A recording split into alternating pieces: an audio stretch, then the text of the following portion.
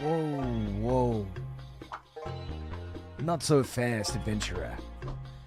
You're about to enter the premium section of the dungeon. We're willing to let you pass for, a small fee, let's say... Hey, wait a minute. Is that the 20 redstone shard weapon skin? Oof. Looks pretty good. Listen, this corridor up ahead, it's got atmosphere, it's got style, it's got goblins. Yeah, real goblins. Oh yeah, it's double XP weekend as well. So, The hand drum's too loud, or we'll what? let you pass. Thanks. So did I mention the insurance? Yeah, the insurance. So I'm not going to be stabbing you in the back later on. That's going to cost you.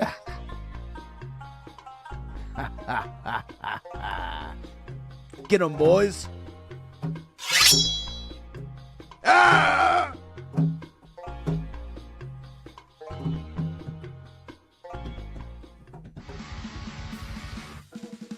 Die, monster. You don't belong in this world. It was not by my hand that I'm once again given flesh. I was called here by humans who wish to pay me tribute. Tribute? You steal men's souls and make them your slaves. What is a man? A miserable little pile of secrets. But enough talk. How about you?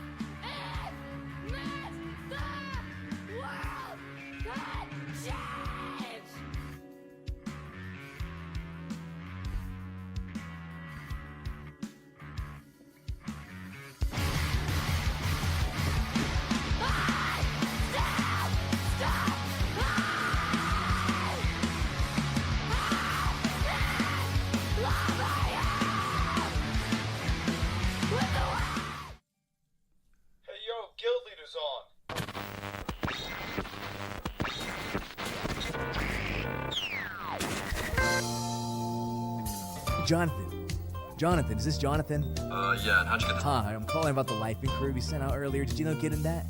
I don't know why you guys keep calling. I already told you I'll take my phone number off your list, and I already have an insurance that I went with. So just to make sure your family's protected. Yeah, we're fine. And what insurance did you end up going with?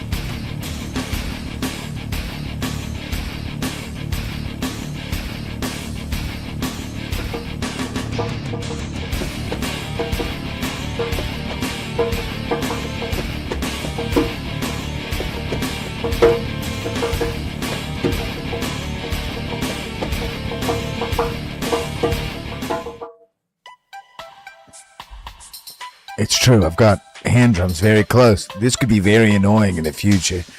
This might happen a lot. I'd have to really keep myself from... Maybe I should put them in the closet.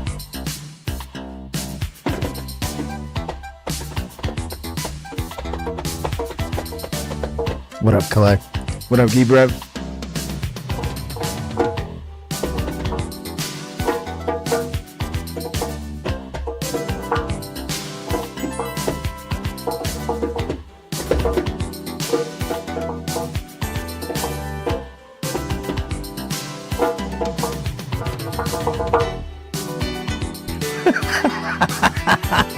Yeah, I mean, like, I can't do DDR right now because I haven't set that up. I'm a little barred into my rugness. I've always been good at tipping and tapping.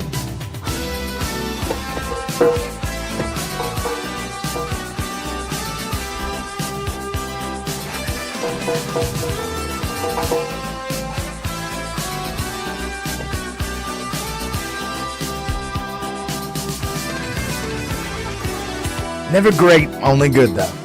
Better rogue than a bard.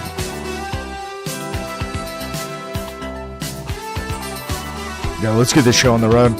It's a little bit light anyway, right? Hello, everyone. The lighting should be about the same. Now, unfortunately, in the move, my lighting apparatus has broken.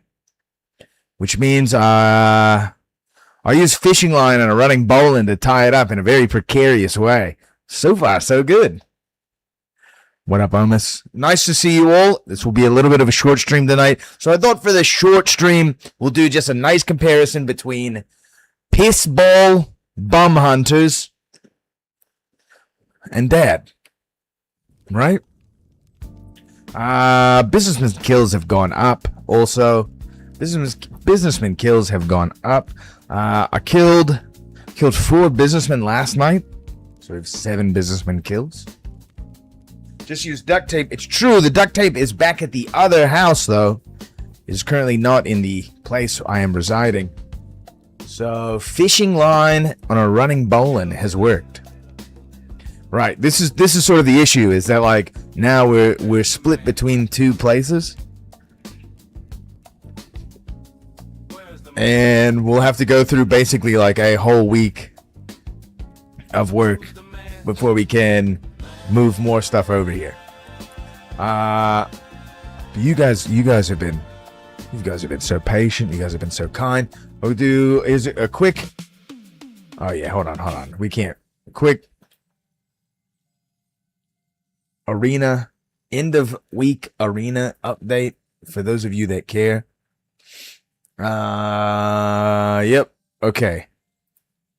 So total, I'm 648 in the world out of everyone. Mic sounds different. Is the acoustics? Could be the acoustics. Could just be the settings. Let's see. The input gain is all the way up. All the other things should be about the same. Testing. Is the mic louder or is it worse? Is it worse? Is it better?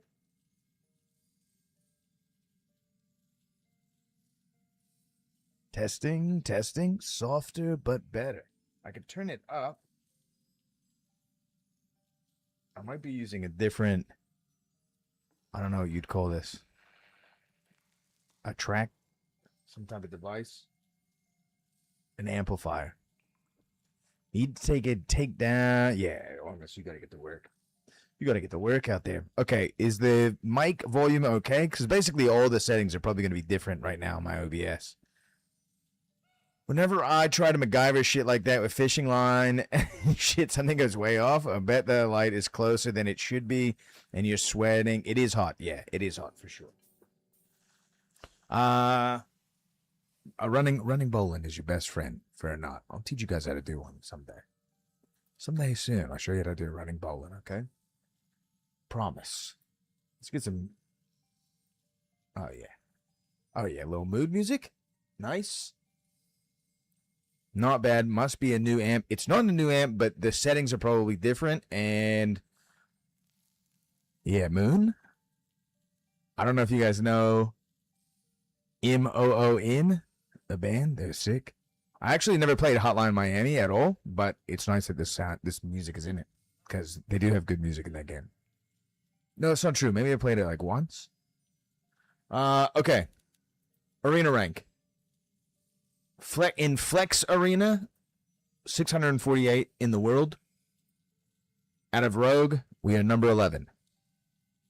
Polko is ahead of us. I lost a lot of points playing one morning and then got them all back. We're a little higher than what we were after the first day. We ended at like 2260 something, 2240 something. So now we're 23 something. Still solo queuing. None of these other wing jobs, ding nuts. These guys ain't solo queuing. We solo queuing until I'm not.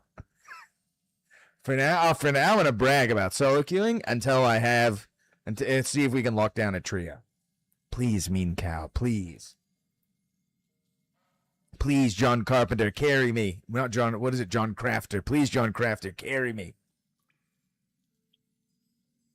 This also could be a 3-beer Monday, but it's going to go fast, so. In solo duos, we are 1900 in the world. We are ranked 60 for Rogue, so it's possible that we could work our way up. It's not that many spots to jump. Still doing pretty good. Pretty good for a creep rogue. I might be the only one. Okay. What's after this? Now I show you the room. I think if we go over here. Oh, where there's no music though. Hold on.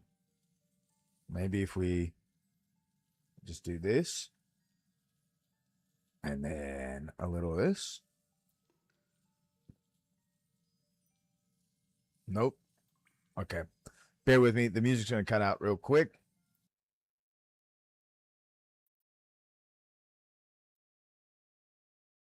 Nice. Is it broken? Okay. Nope. It's kind of working, I think. Here we go. Here's the room. Guild Paraness has just gifted a tier 1 subscription. She's downstairs right now. She's watching. She was probably trying to figure out how to do her own primes, and instead she's gifted one. In case you didn't know, that's my wife. Hello. Nope, intentional. Supporting the guild, incredible. In times like these. Okay. Let's see how the camera doesn't have very much range, but you've got behind me. This is going to be all green wall, dude. Back here, that's a bass. There's a bass and like a real rinky-dink acoustic guitar. I can't ever bear to throw musical instruments away though. There's a mirror. There's a snare stand. You can see that there's like drum parts. There's the dance pad back there that is yet to be set up. We've got hand drums. Some clothes on the floor. And then there's a closet. So really, this is a pretty much a... Hold on, here's the battle station.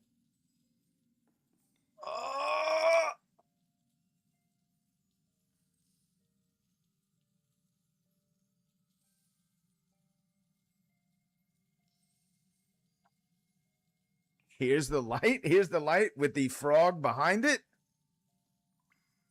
Yeah, I wish I could show you the tiny little running bowline that fishing line is on.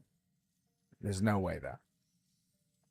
What's going on? This thing's like jiggling around all crazy. Can you just stop jiggling around? Just be like secure for once in your life, please. Hold on. You guys are gonna have to get a little bit of a spin. Okay. Okay, we're back. All right. That's all you get. I'll show you around the room later when it's like more set up and looking good. We got better lights coming. We got a real green screen happening soon. What is it? Filters? Yes. Okay, perfect. Great. And now we're back. Yo, 100% settled, all things considered. Get a fan in there and be happy. There is a fan. There is a fan above, but the battery that it works with is very tiny, and I'll have to figure out what type of weird tiny battery that is. It's a strangely small little battery. Okay. Yep. It's a pretty bare bones dungeon right now. Yes, just move, Doug. Just move.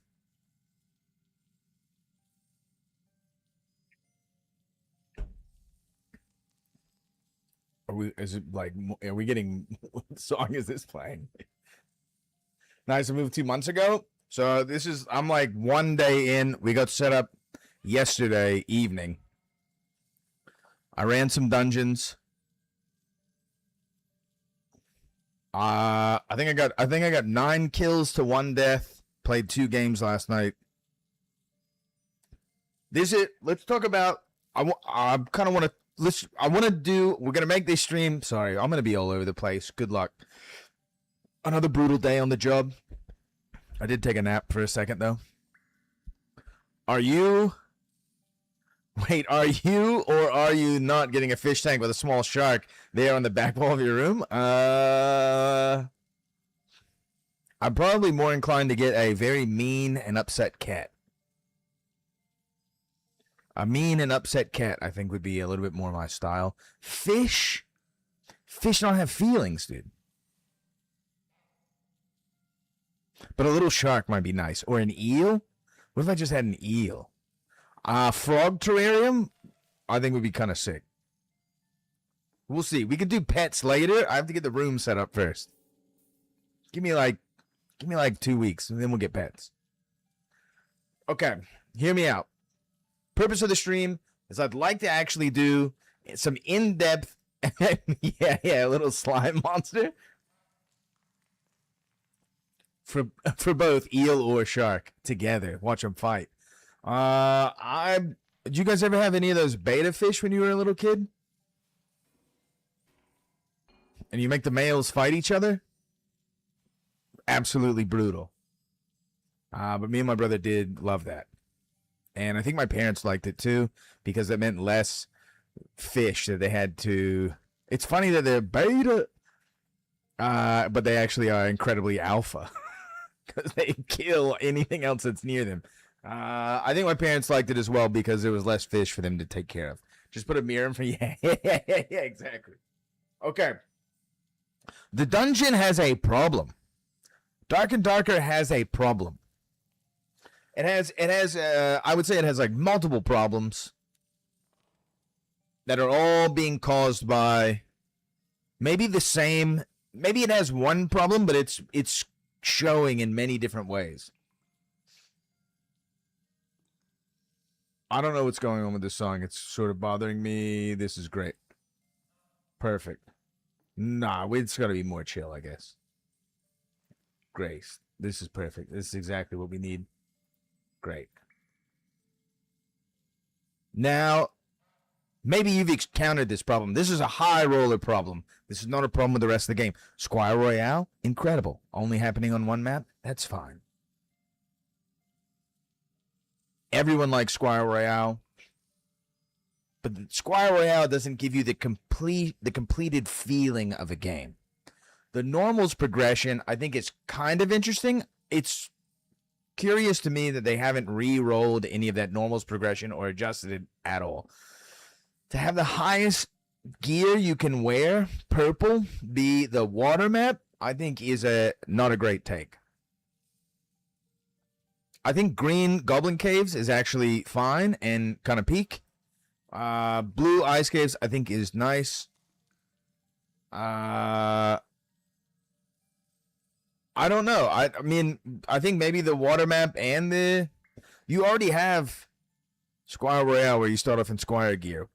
Why can't they just both be purple? Why can't they just both be purple maps? I don't understand. I also just kind of liked it where everything was just like blue gear. Normals is just all blue gear. There's like, you can kill someone in blue gear in a Squire kit. Yo, Basil, what's good, dude? Yeah. Were you the warlock that killed me, dude? I got your message, but I was like kind of out of sorts.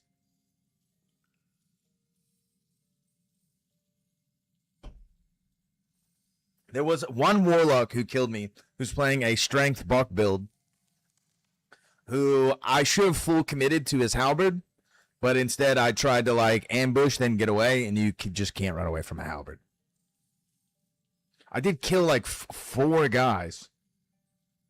I pulled out the BIS kit and went in with no meds and died. I've been questing and built another even better BIS kit. Okay, sick. Well done, well done. Don't go in with no meds, dude. Go in with meds. You need meds. I bring about usually like 6 stacks of bandages with some blue and greens mixed in, and about 5 stacks of red pots. Usually a surge kit. Usually like 1 stack of blue, 1 stack of purple, or 1 stack of pink. Protection potions. And then typically about like 8 to 10 stacks of throwing knives. More throwing knives than that, and you wind up just dropping a bunch of them. And you can always make the choice, I feel like, as a rogue, to, great, you've filled up your inventory, you've dropped some of your throwing knives, time to leave. Easy. Okay, so about the game does have a progression issue, right? The progression, though, is sort of meta. The progression is how good are you at the game, how much of the game have you learned. I don't think that that's necessarily a bad thing, but I think there should be systems in the game that reflect that. Because otherwise, what do you do with the gear that you got? You can run, like, there's kind of like no more room to run your piss. Hit a nasty 1v3 in Arena the other day with Wall Climb, Shadow Step, and Dual Strike. Shadow Step, Dual Strike is a nice combination, dude. Wall Climb also goes pretty hard on some Arena maps. Absolutely. I've been enjoying Arena. I've been going back and forth between a Shadow Step, Dual Strike, Shadow Step, Cutthroat build.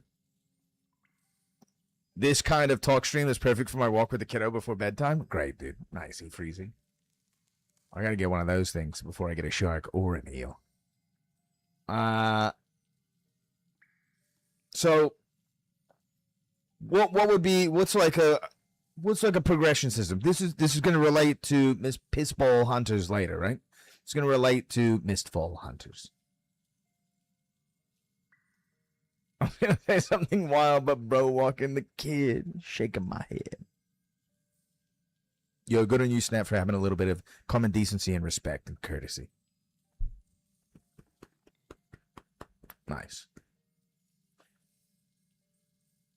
So, Dark and Darker has a very long curve of meta progression. They could use new maps requiring some kind of progression of the game, like a kill-death ratio to join them or whatever. I think splitting the game up in even more maps isn't great. I sort of agree with the Iron Mace devs here, and let's get more floors for these dungeons.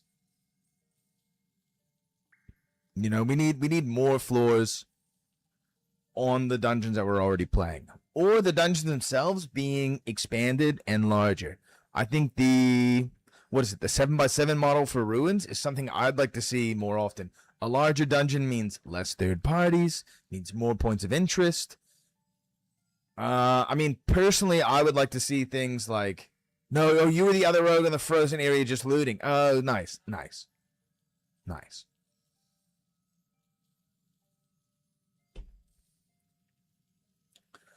I think the game was better when it had, what am I saying? It was better when it had the Shroud of War, Fog of War. I think they need to find a way to link the maps so you can travel between them, like in Tarkov. I think that would be incredible. I like the idea of like right now, basically, if you just take as many meds as I just said, you can go 3 floors. The likelihood that you run out of like your 6 and 6 stacks of potions, and you like in 3 floors it's not really that likely, right? And it's not that big of a cost. The biggest cost for me is buying throwing knives. Yo, what's up, Rex? I want them to focus on the teamers and the cheaters. I wonder how different the game would feel. I would agree with that. Yeah, absolutely. This is also another problem. So because Dark and Darker has this sort of like meta progression, when there's not any real progression in the game, I think that's safe to say. You could say that there's like kind of like an easy mode version of the game, and then there's High Roller. 10 pots, 5 bandages. Right. I mean, you're making it through all floors. If the game should be with PvE with PvP or PvP with mobs, larger maps throw it more to PvE. So this is what I think, Gibrev, is I think that the game should be a dungeon crawler first, because the dungeon crawler aspect is what attracts the most people. Three throwing odds in a stack. I mean, they should stack more than a Francesca, in my opinion. Francescas are a better throwing implement. If you've ever tried them both out, Francescas are way better. But, we got throwing knives. I think Franny stacking a 2 is fine. Throwing knives, give me a little bit more, man. Especially because they're building the rogue to be more of a Genji main. For whatever reason. So the thing is like the game should be a dungeon crawler first. It's still fluctuating between its identities. It's still fluctuating between Battle Royale. It's still fluctuating between a dungeon crawler experience or kind of like a PvPvX. What's up, Italian Mateo? Rogue would be more fun to play if you could double jump off the walls. Yeah, there's a lot of ways that Rogue would be more fun to play if it was more Rogue, less whatever else they're doing.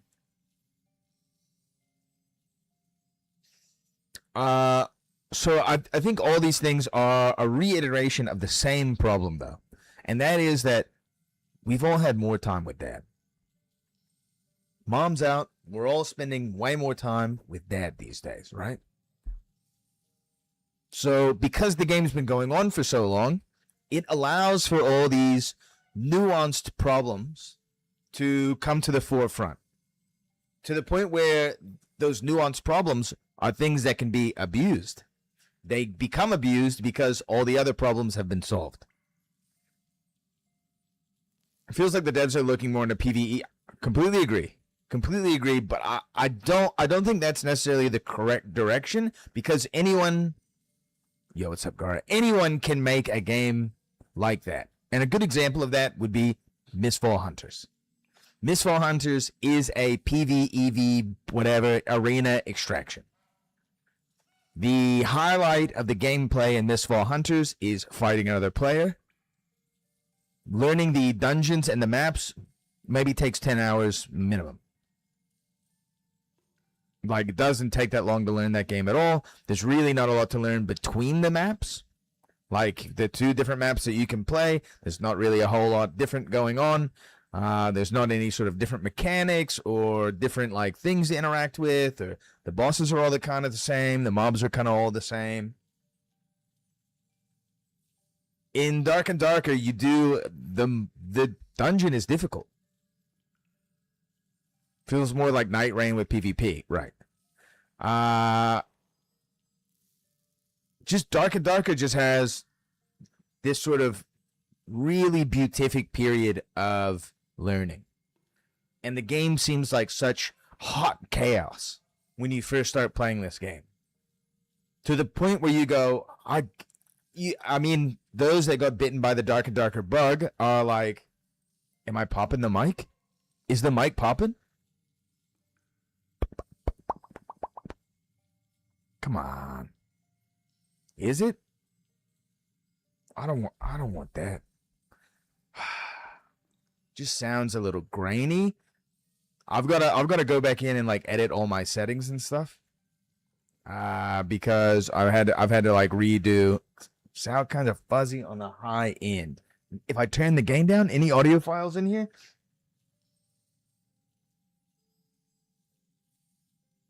Let's see. It's plugged in well. I didn't really have time to test it. You can pop this. Nice. I could turn the gain down a little bit, and maybe that makes it better. Right? Does that make it? And then if I maximize the volume a little bit, does that make it any better? It works. Peter Piper picked pickle peppers. Pickle peppers. Peter Piper put them in his pants. I'm running I just have like an amplifier. I don't really have a. I think your controls are a mess because you lowered only your mic, not the gain. Interesting. Super anal about those things when I notice it. Okay, well, you're going to have to bear with me, Dara, because I haven't had any time to actually mess with this at all. I just set my microphone up like 10 minutes before the stream. So, you guys just have to, I think, bear with it. It's going to take me getting into the Dolly words. I need to be able to hear it myself, which I can't right now. Could be some kind of background noise processing. I'm sure something weird is going on, probably with Windows. I don't want to analyze it live on stream necessarily. I don't want to like go into like the Windows meeting like thing and listen to it and test it and pick that up. We're not doing it. Right. When you unplug something and plug it back in, all the settings get lost and you have to do them all over again because Windows is really good, even though it's like the same machine, the same parts. AMD GP. I think so. I think it is AMD GP. Nah, it's going to be. Nah, I can't. No, I think it is AMD. This is not how I normally sound. Okay. We can do one short stream with the band. Just I'll delete the font. I also am like a little. I'm not like anal about it. Like I can get by without it with whatever, but like. The thing is, just like in production, you need like I don't. If I turn the lights off, right? If I was streaming, if I didn't jerry rig my light and I'm just streaming like this, that would bother me. That'd bother me all night long, right? That would be terrible. Now I'm shadowy and mysterious, which is great and everything, but it's not right. Any sound, usually I'm crystal clear. I did have it dialed in my old setup, so we can get it back to that. This fighting for frozen key pile? What, dude? That's pretty sick. Okay, so back to the point, though. We've had more time with Dark and Darker. What did I see all last night in the ice caves? What do I see on other people's streams? Rezo builds, Rezo barbarians, doing nothing but just scumming through the dungeon, blowing through doors, not touching a single mob. So many people now can just avoid all the mobs. And whether or not you're wall climbing over doors, opening a door really fast because you're in a rezo build, you can just blow past so much of the game. This is a big problem. This has not been that much of a problem in other seasons. But it says, my mic turned off. No. No. No. Tell me it's still on. It's working. Okay. It's grieving me. Bah. I'm easily griefed right now. I'm in a weak state. Okay. All right. So, like, is this a problem? Would you guys say that this is a problem? Running a full resourcefulness build and just being able to blast through doors, open chests fast, scoop piles, scoop boss loot. Mistfall is Chinese slot. Be shocked if it has players in 6 months. Completely agree. But since it's popping right now, I think the mic is a problem. Lee, shut up. It's just going to have to be a problem this evening. We can solve the audio problems on our off day. In fact, I'll probably stay up late this night trying to solve the problem. For now, though, I've got just raw information. Just, I got to tweak the dials on the viewing orb next time, okay? Poo poo pee. Nice. Have you seen Javid's video on Deleuze's philosophy? Oh, yeah, the barbarian? Yeah, right. His anti-Deleuzian barbarian? Yes. Yeah, yeah, for sure. I mean, he might be the one that caused the problem, but I'm not saying that. Like, I think the creativity in builds is genius. You know what I mean? Like, the thing is that like it's an arms race for Iron Base. They have to make the dungeon have teeth. This is also the thing that Mistfall Hunters completely lacks. The dungeon has no teeth. You can evade and walk away from every monster in the game. They will not follow you. Their leash range is very, very short. You can always just basically just slow walk away from them and heal up. There's like, you can bring in so much healing that it trivializes all the mini bosses. Enjoyed Double Cleric Divine Echo Skinny Pete this weekend. Nice, dude. Nice, man. I mean, like, this is just like an arms race problem for Iron Man. And it's not necessarily about like the character builds. Like a Rezo build should have a place, right? You should be able to like scoop all the loot faster because you're weaker in PvP.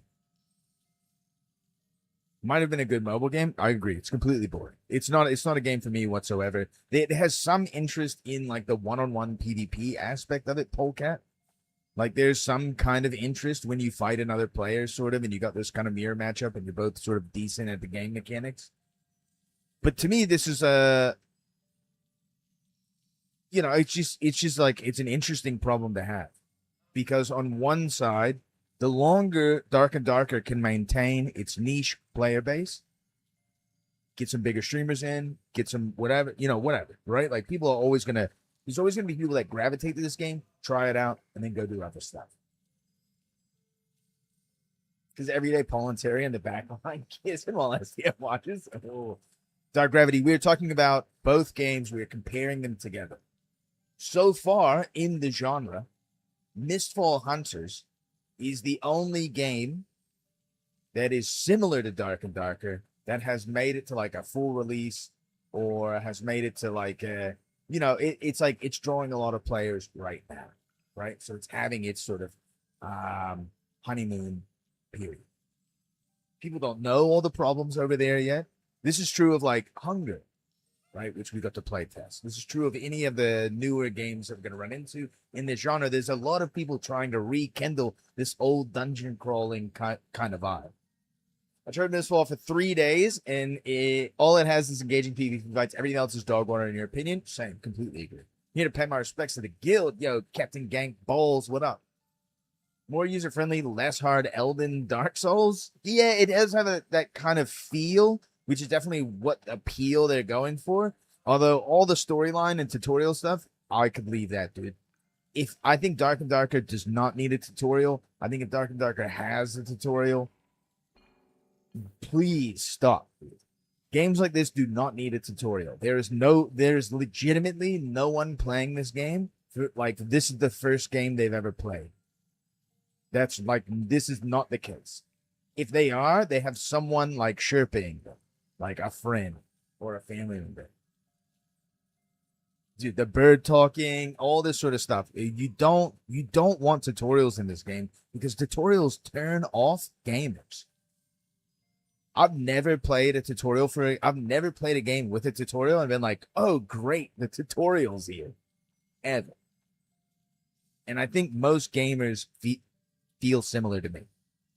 Part of the charm is the learning curve. This is what I'm saying. Dark and Darker has this beautiful meta learning process of everything feels like chaos at first. Sure, you're like, oh, I want to be Dr. Boldcut, the fighter. They just need a tutorial page that redirects to Ryan 6 days a week or something similar. Yeah, honestly. Yeah. But now he's competition.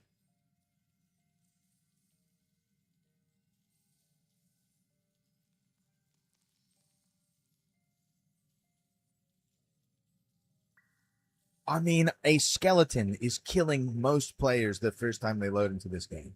A lowly, white bone skeleton.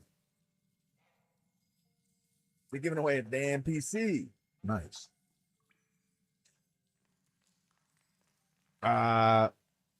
So like, while we're sort of in the late stage capitalism version of an extraction game in Dark and Darker, Where okay, so everybody wants it to be good because people are upset and tired of dealing with the same problems over and over again in Dark and Dark. I've been watching streamers get their boss loot sniped. Maybe you've seen. Took me 3 days to kill a goblin when I started. Yeah, absolutely. Yeah, to me that was like the charm. That's what got me hooked. I was like, brother, I gotta be able to kill a skeleton and a goblin, please, please. Dark and Darker needs to fix the netcode with the desync. That is a big problem. Their servers are weak, for sure. Force into random fill trios while questing. Like, I hate that in extraction games. Completely agree. Yes. Completely agree. The first time I played, I was on Ranger and stuck in my spawn room killing spiders with my now, waiting for them to stop coming. Oh, yeah. It took like 3 shots in base gear to kill each spider back then. Yeah. I think one of my first games, I was in the Goblin Caves. Behind that room, there's like a wooden barrier and a chest behind you. And I went to open the chest and it was a mimic. And I, as a rogue, like you couldn't break wooden barriers. I didn't have torches on me or something like that. Like I couldn't break the wooden barrier. So like I just got eaten alive by a mimic, which is incredible. They don't have the money for server upgrades. They do not. They don't. They've been bled out by a incredibly parasitic court case. Yeah. And they're just now sort of starting to come out of that, where they can maintain, right? That's what the devs have been saying. Comment the prison, dude. Nice. That's why redstone shards are $1 each, cost $70 for the full runic pack. They're struggling hard. I think it's just I don't necessarily agree with that, Mateo. I think with any sort of game like this, where you have a live service game where skins are going to be sort of a part of the purchasing process, it's good to have something for the whales. It's good to have something for someone who has a lot of expendable money and wants something to look cool. I don't think the runic weapon skins are worth $70. Like, they're not cool enough, in my opinion. The crystal ball, maybe. But all of them together? Why? You see him lagging until he gets closer to you? Right. Yeah. So like again, like, are we rich? NTO, I'm not doing bad in the game currently. I got a hot arena kit, and I got 35k with some stuff to sell, a Catisse to sell. I don't have any chests or anything like that. What's up? I kind of wanted to just do a little bit of a Monday night yap session. I got my rig set up at the new place. We're already having auditory issues. Even wyvern farming? I don't farm bosses. There's no interest for me personally to farm bosses solo. I think it's incredibly boring gameplay, and a lot of times you deal with like scoundrels, rats, and things who are just after to try to catch your loot, or you have to fight like 10 guys. Oh, I buy the claws. I just buy a crap ton of claws. Yeah, the loot in Mistfall or the loot in Dark and Darker, because they're both kind of boring. The loot in Mistfall is incredibly boring. There is like, I mean, there's plenty of chaff in Dark and Darker. Mistfall feels like there's infinite chaff. It's all garbage. It's infinite chaff. The like build choices that you have between what your affixes are in Mistfall, incredibly boring. What Mistfall does have, though, it does have a little bit of a early game progression, and does have a way of you like, you know, you get some talent points. I think the talent points are very interesting. Like, it does have some very interesting things to it that Dark and Darker does not have. Talent system is good. When you get the highest level loot in Mistfall, you can inspect in your handout. You can inspect in your handout off the menu. Yeah. Some of like the quality of life stuff, I think is really good. I feel like while something like subclassing, I think Dark and Darker should go a little bit of a harder line with talent trees. you should have the base class, and then you should have the ability to like prestige class, like in Dungeons and Dragons. And a prestige class is a specialist in one dimension of the class, meaning that you lose the other dimensions of the class. They have multiple currencies to keep you confused so that you swipe money. And that you can't, it's harder to game out which one is more valuable, etc. That's the reason why they do it. It is literally just a market strategy to confuse you to lose your dollar bills. Mistfall, I don't think really deserves your dollar bill beyond just the sticker price of buying it. I think if you have this scratch, if you're interested in trying the game out, I do think Mistfall is interesting to try out. It can give you some reprieve from the problems of Dark and Darker, and also can make you appreciate Dark and Darker a little bit. To be able to swap prestige classes, a one-off choice. It should be a one-off choice for your character, for the one. It should be a big choice that either requires you to re-roll or make a mirror copy of the same class, etc. It's easy enough to swap gear between all your guys, blah, blah, blah, all that kind of stuff. That'll be fun at the game.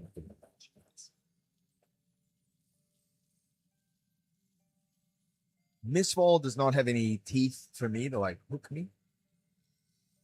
But I've spent enough time playing it. There is like, I do kind of just like want to try it and like want to spend time in that game just to both be good at it and to make sure that like my comparison is accurate. If you die in PvE, you get a free res. Right. There's definitely some very kid glove type things going there. Dark and Darker should be more hardcore. This is. I just want to farm bosses. The boss farmers.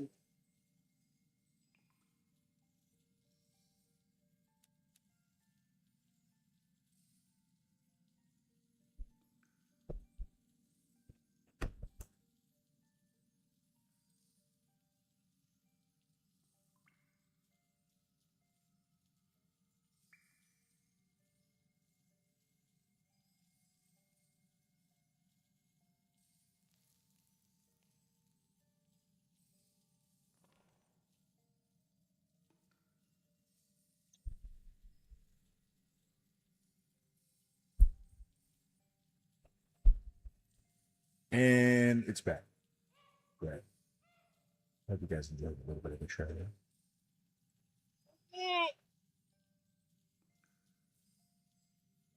You guys can hear me now, right? She's using some loving? Man, maybe. So this is just like a free form sort of conversation because I think we're all sort of feeling the same thing. It's very interesting to have guys like Peanut, Soda Pumpin', XQC play our game, but they're able to identify the problems in the game very quickly. None of these guys are playing high roller. They're not good enough. They're legit not good enough to play high roller. They're getting stream sniped. They're getting Q sniped. They're dealing with rats. They're dealing with cheaters, whatever. That's a problem. That's a problem that probably won't go away with this game. XQC played Dark? Yeah, XQC played Dark. XQC's quote for playing Dark and Darker was, "Oh, I get it. Melee sucks. I'll just play ranged." They're getting sniped by high rollers. Of course, yes. For minutes, yeah. I mean, like, this is a great, like, newer player take, right? You know, Soda Poppin' played with Eugene, and Eugene showed them the devastating ability of a druid to never die and like just chicken flip his shit and avoid every possible hit imaginable, and then you bury someone in bear mode and beat the smack out of him.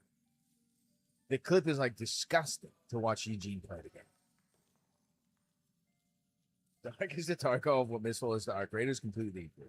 Arc Raiders didn't really bite me either, but that's because kind of more of the aesthetics of the game. And I don't really, third person is not really that interesting for a gun game. I think that's kind of a mistake. You know, it's just not great. Extraction games in general, Tarkov got it right. Tarkov got some things right. Tarkov is hardcore. Follow me and then chicken jumping across the bridge. Yeah. Like, you know what I mean? Like there are some class differences that are ridiculous. Maybe we can solve these problems when we meet the Iron Mace devs at PAX West. Maybe I can explain, because like you got to keep in mind, the devs of Iron Mace don't play the game.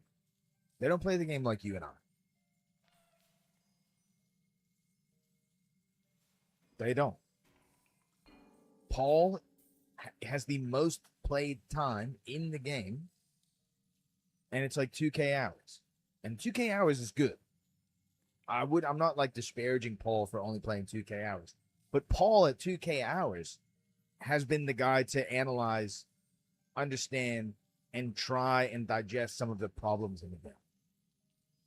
That's how long it takes before you start to recognize what some of the problems and what the design of the game should actually be.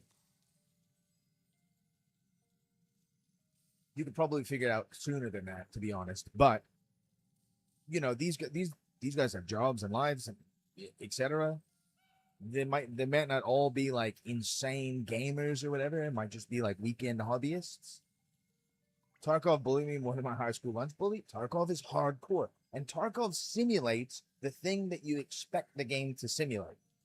It simulates a sort of like a postmodern, post-apocalyptic or something like SWAT, like gun mill sim kind of thing, gun sim, right? It has high amounts of fidelity that relate to real life. It has insane hitboxing kind of things. Every weapon, you know, if you get a bullet that goes into your eye, you die immediately. So there is a lot of realism there that's very important for like a gun sim or a mill sim. Realism is not important in Dark and Darker whatsoever. But what is the fantasy of Dark and Darker is Dungeons and Dragons, is classic fantasy. 200 hours to learn one map, right? I mean, Tarkov does it great because it fulfills that fantasy. And when a game fulfills that fantasy, that's when you start to have people that are like, this is my game.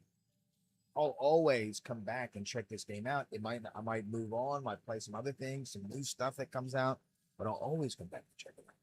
Because this game made me feel like I was a ex-military Russian SWAT team with my boys, and we were killing guys in the streets. You know, it makes you feel that way. You know, to the point where you go, great, I'm going to sit in a ghillie suit in a bush for 30 minutes because I'm tired of dying. And, you know, if it was real life, you might do something like that. It might be days, you might be days in a ghillie suit.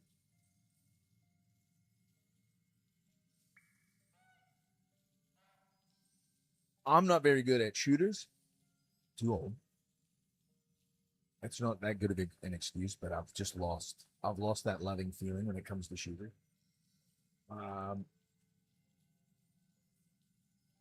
I want to play in a fantasy world.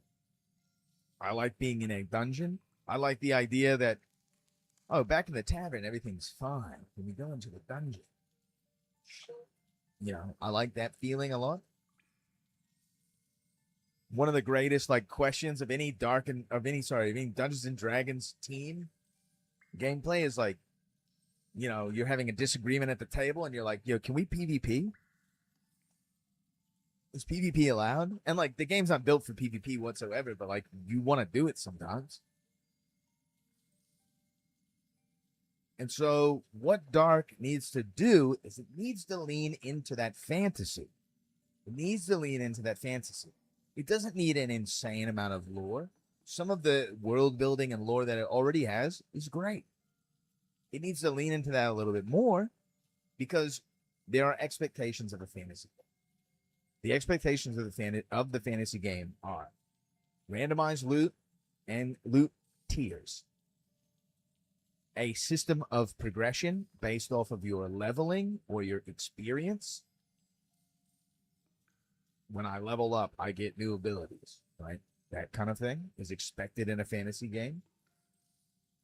The other thing that's expected in a fantasy game is, what's the third? You got loot, you got progression, lore. The 3 L's of fantasy. You put them all together, you might get half the W.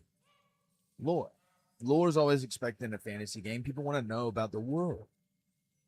Every fantasy game has some gradient level of lore. Of just like things to learn about the game that are cool, about the world or whatever. Yo, check out my kit. Is it shit? All right. Oh, we'll take a quick hiatus from the app session. I'll look at your kit. Are you in the English? He is in the English. Let's inspect. Nice levels, dude. Action speed, PDR. PDR. We're going with a PDR build, but you don't have PDR gear. Except for your Valiant. What is your PDR in this kit? You've made a mistake here on the necklace. Necklace rollers should be double fizz power. Fizz power, fizz damage bonus. And then 1 additional. Saw that one? Nice. Nah, you can craft one or buy one. They're not that expensive. 2 fizz power here, 2 strength, and action speed. That's not bad. Those gloves are a beauty, dude. The gloves are nice. So here's 3 fizz healing. You should change to 3 fizz healing. Yeah. Overall, I think this is fine. I think depending on your play style, I don't know if all these action speed rolls are helping you that much. If this was a Castilian, maybe. Valiant attire is like a PDR item. So this should have probably like a PDR roll on it, besides the action speed. You have a lot of PDR that you rolled, but like, for instance, you have like headshot damage bonus, but only like headshot damage bonus here. Right? So you're not, that's like 5% headshot damage bonus isn't enough to really make it like make investing in headshot worth. You need to be like, if you're going to invest in headshot, you need to push all the way to like high 160s, 170 or above, in my opinion. You have a good mix of like strength gear with like the 2 fizz roll. So that makes it like a good like ambush kit. This is definitely like a serviceable kit. I would say, yeah, if you're gonna rock the Onyx gloves, like heavily invest in more headshot stuff. Otherwise, riveted or reinforced.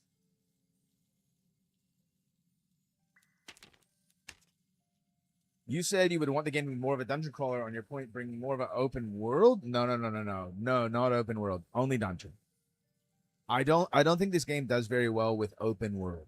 And a good example of that would be the water map. The water map is really open. I don't think it does very well because it's really open. The Skyrim feeling from the gameplay, I can attest to that. I think the weapon swing mechanics, etc., are good and feel Skyrim-esque. I think what the game needs is just needs more dungeon. Dungeons, like, I'm fine with the top floor of a dungeon having a map. You can know where the modules are. You can know what the modules' names are. You can plan ahead accordingly. Top floor, you know everything. I think the progression system that you have to develop in this game is about floors in the dungeon. Not which dungeon you're picking or which game mode you're picking, but it's about floors in the dungeon. Going deeper equals more difficulty, equals higher reward, equals harder players to fight.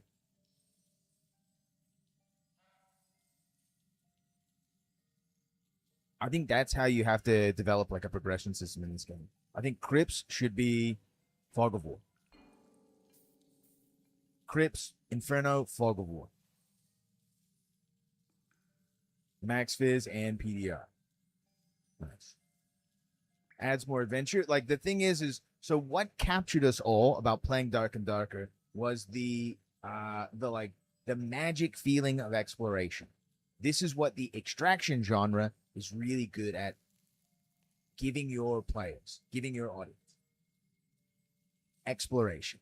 And exploration is something that many games try to encapsulate, but fail to do. This is why Souls games, this is why From Software could make Souls games for forever.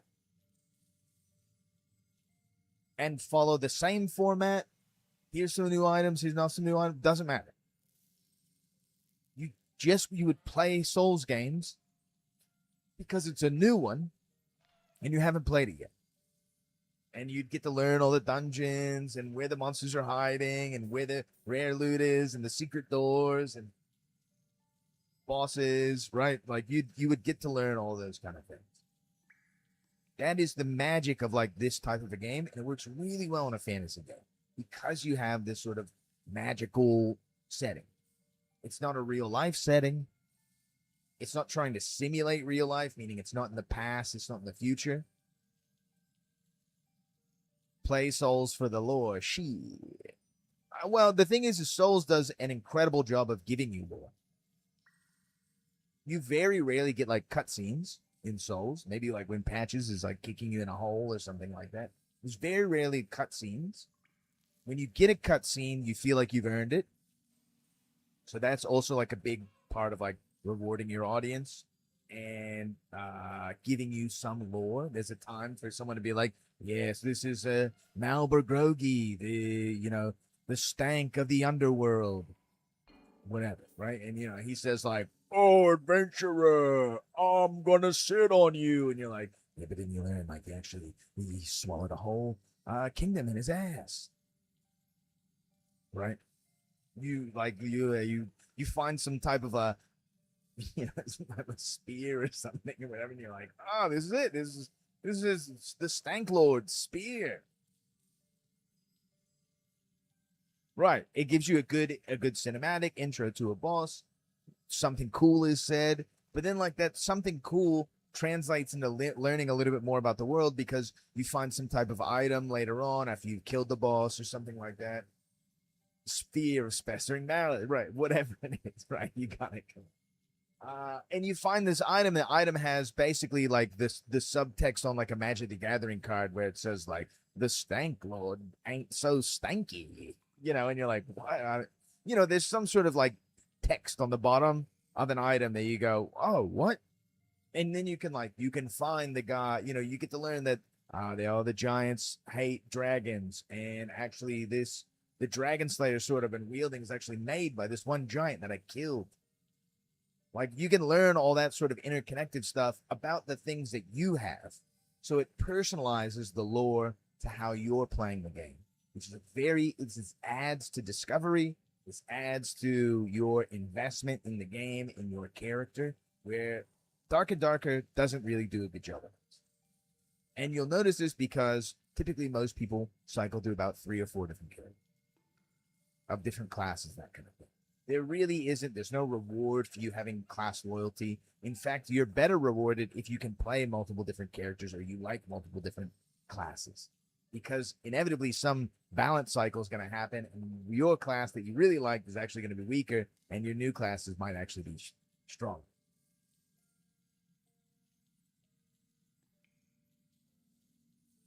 So you aren't really rewarded for for me, I like sneaking up on you. I like moving around a dungeon stealthily. I like being very choosy at my direction of where I'm going. No more class stacking S2R soon. I think that's smart. Except for rogues. See, this is the kind of thing you have to, if you're going to make a rule, you should also make cases that break a rule. In my opinion. This is what Dungeons and Dragons does really well.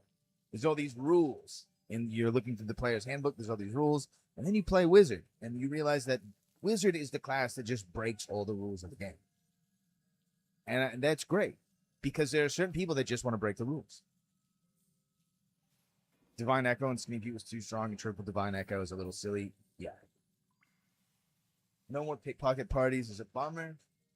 This is what I'm saying. Like, there should be special cases for like these particular type of like all pickpocket rogue. You're not playing to like wipe the lobby. And in fact, I think everyone would argue that pickpockets in Squire Royale probably make the game more fun. I don't think anybody, like some guy stealing your loot and running away with it, and then you chasing him while he tries to get away, I think is great, incredible gameplay. Is it a little frustrating for the guy who got his stuff stolen? Yes. Is it a little frustrating for the rogue when he gets caught and killed in like one hit? Yes. But that's fine. Extraction games inherently are really just built around frustration. So, to recap, the problem with Dark and Darker is that it's been out too long. It's been out too long, and we, the users, know how to break all the rules. Because the game, if you've been playing it long enough, is no longer that complicated. You are now a dungeon veteran, and you can start doing things like theory crafting ways of breaking all the rules. I'm curious of what your guys' take on, like, if a streamer is farming Wyvern and 2 Rezo Rogues show up when the Wyvern dies, they scoop the loot and they fly away. Is that okay? Is that bad? Is that like, you know what I mean? Is that bad for the game? Is that good for the game? Because I don't think anyone's going to like my take. I think it's great for the game, personally. I think things like that are important for this game. Now, I would say having an extract in the boss room like that is bad. I still don't like how every mob is so easy to cheese. It's perfectly fine for the new players. But like you said, High Roller Native is going to just ignore all the mobs and probably even train the mobs into others to aid the fight. Yeah. Yeah. And I think the way that you go about this is you have to redesign doors. I think being able to break some doors is great. But eventually when you run into a door that you can't break and you have this train of mobs behind you, you're in the shit. I think coding the mobs to open doors is going to be, I don't think that that's going to be easy. I think the easiest thing to do is just redesigning doors and seeing if that addresses the problem at all. I think the doors have to have variability in Dark and Darker in general, because currently, I mean, solos is like a popular gameplay. Is a popular game mode in Dark and Darker, right? Games should have a solo mode. In 2026, games should have a solo mode. Your friends aren't always online, getting them all together to play the same thing. Dude, Cuban's been asking me to play Sand. Leet's been asking me to play Sand. Me and Leet and Cuban have been trying to all play Sand together for like a month, and it's never happened. You know what I mean? It's just hard to get other adults, like, on the same schedule, on the same timeline. I think the thing is that to add door opening is adding more basic chase AI, which is honestly a titanic lift. They haven't done that yet. Yeah. Mistfall has doors, but they also have the key throwable instantly open doors. I think that's kind of an interesting thing, but like all the doors in Mistfall are also the same. Right? There's not like, they look different, but they're not different. Also, what's up now? I'll show you over there on YouTube. I think what you need is you need an iron door, right? An unbreakable door. You need stone doors, like in the Inferno, right? And they shouldn't be predicated on what floor you're on. Doors should just be very variable in the dungeon. Some doors have a hole for a rat to jump through for you to shoot through. Some doors don't. Some doors aren't easily broken. Some doors are mimics. especially, and the game should have Fog of War.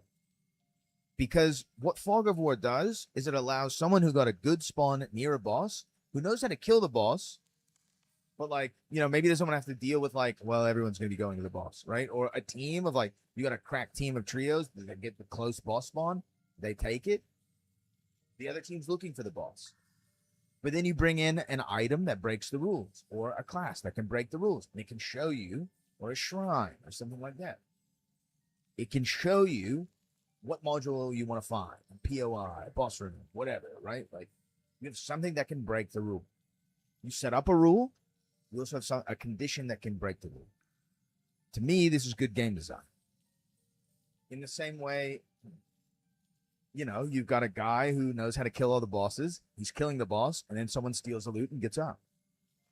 The goal of the game isn't to, like, kill the boss or kill another player. The goal of Dark and Darker is to have a full inventory, full abyss, and to leave the dungeon alive.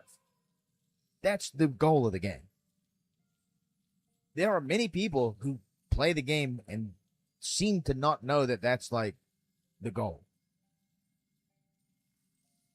5 businessmen chasing me? Nice. I had a situation last night where I cracked a businessman's skull wide open, and, like, other businessmen showed up.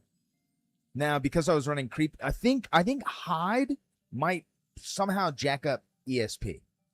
Creep, I think, might somehow mess with ESP. They're making the game for new players and making it soft. This is just a natural progression over time with everything. Dude, I split a man's wig open, and then literally like a second later, Barbarian was like at the door, like looking around. I think because like the sound is so muffled that it doesn't like ESP like is picking up. I think ESP picks up on your like sound cue and can pinpoint where you are possibly, or it's just cheating or something. I don't know. I don't know exactly how it works, but somehow these farmers like don't know where I am, and I feel like they should definitely know where I am.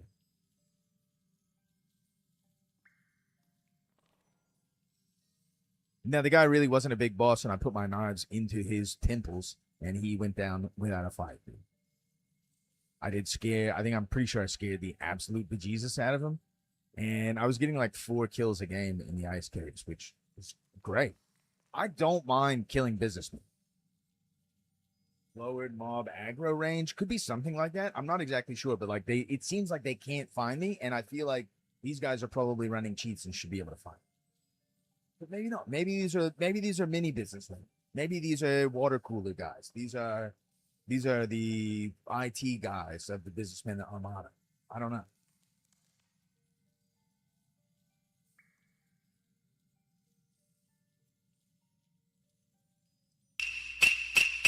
$11 MK. Lucky bonus, dude. IT guys have ethics. No shame to anyone who's an IT guy. IT guys do have ethics, and typically I like everyone I've ever met who's worked in IT. I just mean that like these are like the lowest totem pole businessmen. It's not the HR department because you typically these are like the phone call center businessmen. There we go. Got it. Call center businessmen. The junior partners? No, dude. These are call center guys. Senior execs are running the market. That's true. Senior execs are running the market. But then you also have like security. I still haven't ran into like businessman security yet.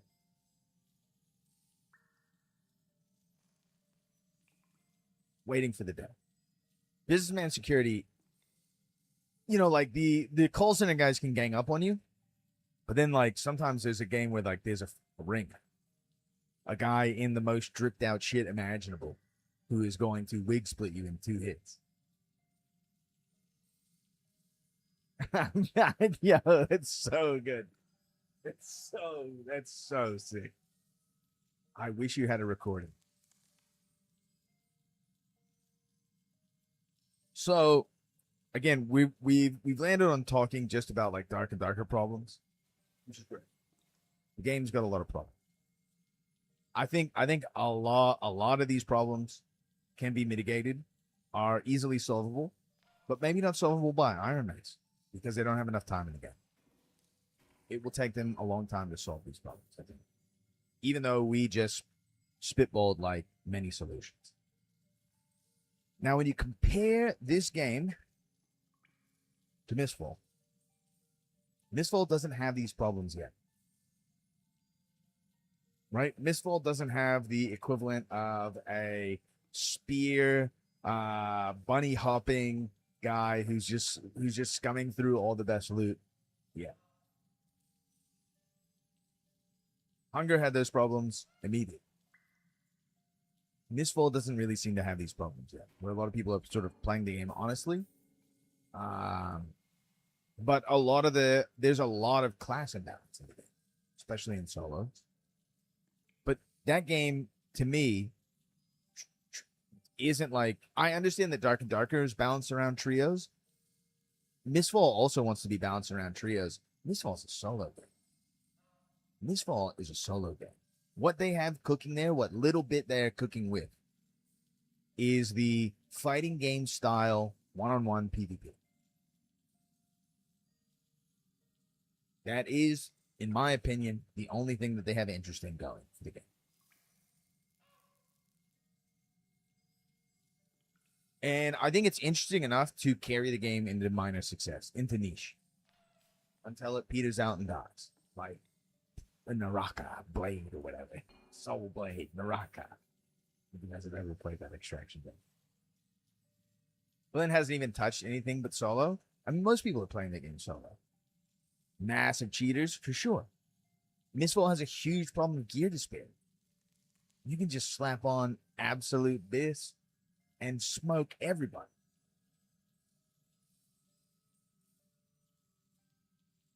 Now, it is possible for you to win and outskill your opponent, of course. I haven't ran into any cheaters, but I haven't really spent a whole lot of time. I'm not playing the game at the highest level. I'm not sure where the cheaters are, but I would imagine a game like that is going to have cheaters, for sure. It's going to have businessmen. Right? It's going to have all the same problems that Dark and Darker has.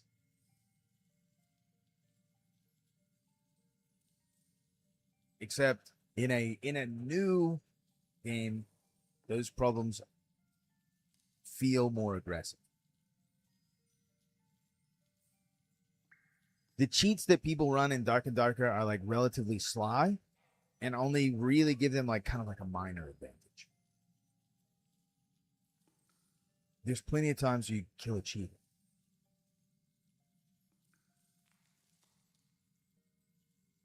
They still have HP. The only things like you can't really kill in Dark and Darker are the guy with like the weapon extension shit.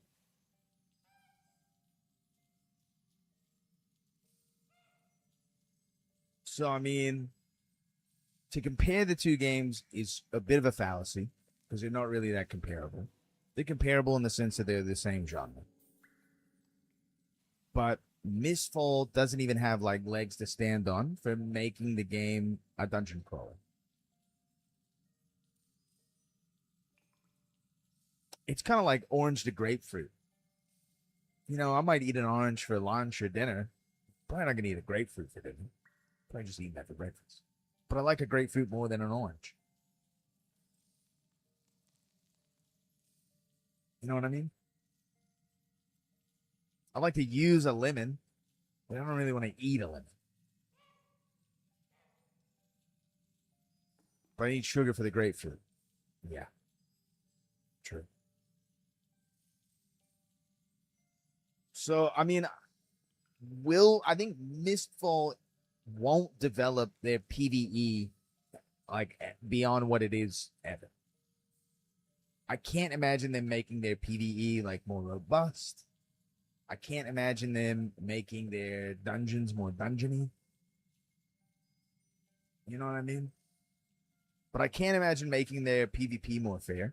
I can't imagine them making their bosses better. I can imagine those sort of things. Will they be able to do it fast enough to maintain a player base? I don't know. The game feels better than Dungeonborn, in my opinion. And whatever like Dungeon Booby Butts, whatever that one was.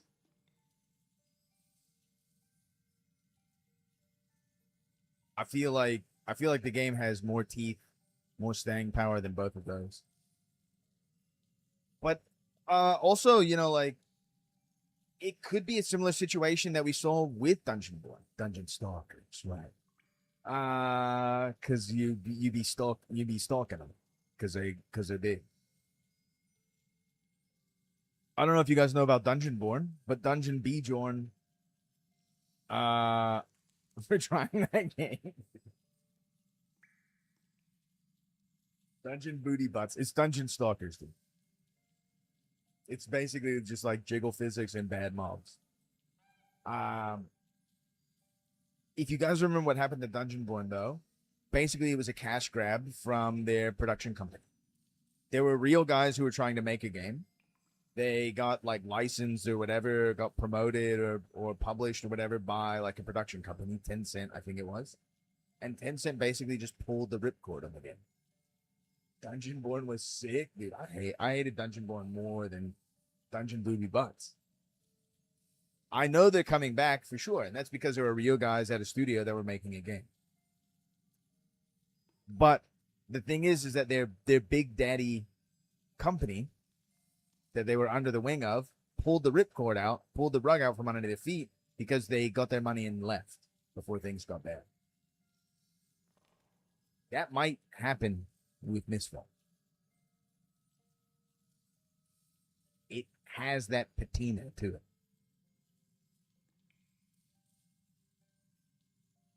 We're like, sure, once we've made our money, bled out a couple of whales on whatever $1,000 skins or something.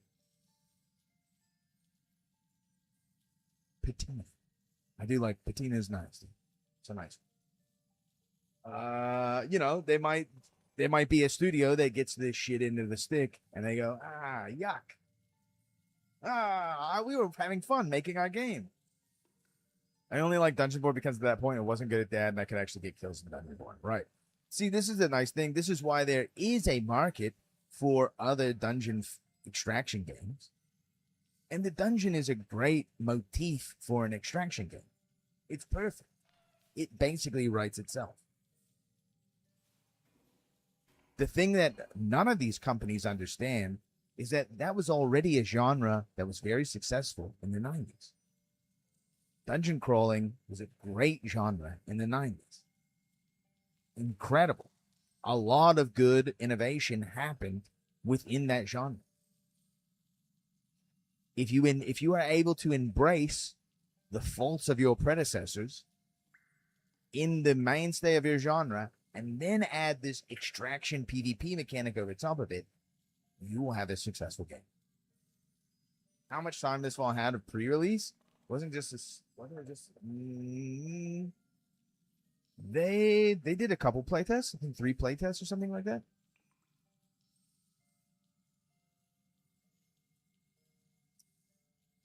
I mean, you could claim that the original Doom and Doom 2 are dungeon crawlers, right?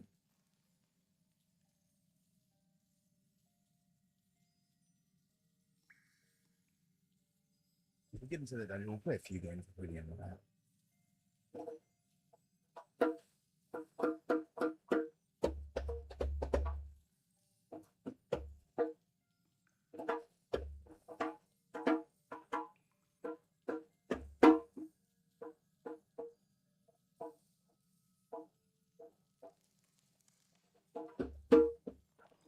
I don't want to make too much noise.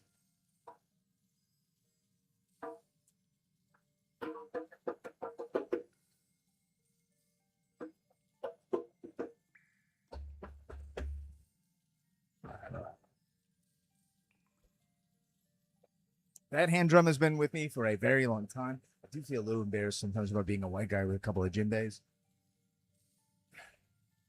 It's hard to show up to the all-black drum circle as like the white guy with a headband and a djembe. They'll let you play for a little bit, but you don't really fit in. You have to show up to like the white hippie Jinbei circle, and like that's also not my vibe either. So, that hand drum's been with me a long time. That hand drum's made me some good money because if you're playing money in the streets, if you're playing music in the streets for money, you need a very portable drum. Jinbeis are loud. They have a nice bass. They have a nice tippy tap. Good expression, and very easy to keep it with. It's trash because I haven't played. So. Let's get into the game. Let's play a couple games, right? Why not? Since they do that. Here's the kit I've been running. We'll just show you the stats because I think that's a little easier. I think the physical damage bonus is a little low. This is sort of a bit of an HP kit, 152 HP.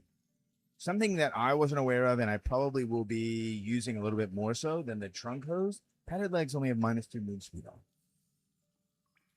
You're getting a lot of stats for -2 move speed. Trunk hose are only 10 more physical damage bonus. Sorry, 10 more physical damage reduction. They're usually like in the 40s, 44, 45, 46, something like that. And, you know, dude, we're rogue. You know, if I build a PDR kit, I'm building a PDR kit. It's going to look completely different from this. But getting a little bit more movement speed, I think, is very key in solos. So we've got, this is going to go up a little bit, like 28% physical damage bonus, high 20s, low 30s is I think your target. Headshot, 165 plus another 2.5. So that's high 160s, which is again our target. Action speed a little low, but above 20. That's fine. I could even drop that down a little bit if I wanted more headshot, but 152 HP is nice. This is like the first kit I've built this season. So far, this one's treating me right. We got another one out here also.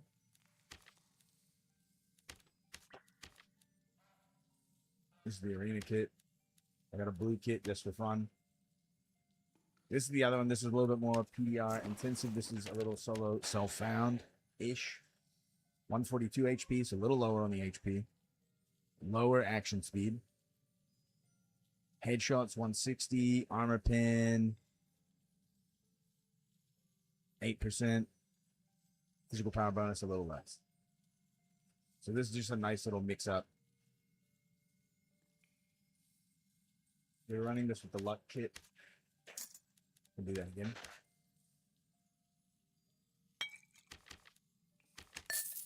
What's funny is like, yeah, all right. So I showed up in the Frog stream, not like in game, but just in his stream, to watch him get stolen, get his Wind Reaver stolen. Dude, his chat immediately came out the gates flaming. Immediately out the gates. We don't like a hide rogue around here. We play the Chad version of rogue. My response? I don't care what you like. See you in the lobby. I mean, your loot is in my inventory. It's just funny. It's just funny to me. The interesting part about rogue that no other class really experiences this is there's a stigma for playing one way to try and encourage everyone to play the harder way. People might complain about other classes. Wizard is OP. Cleric heals are OP. Double healer comps are OP. But it's never like, yo, don't play Wild Shift Druid, only play Healer Druid.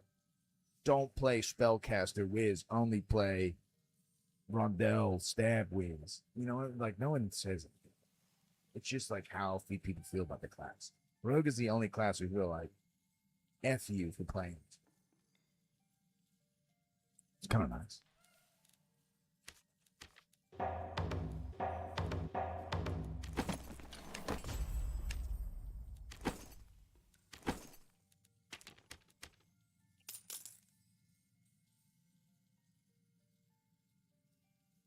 We've got heals.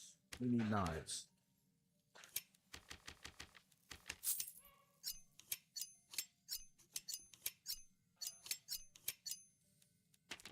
check the skills. Perfect. Let's get in there. Accept it.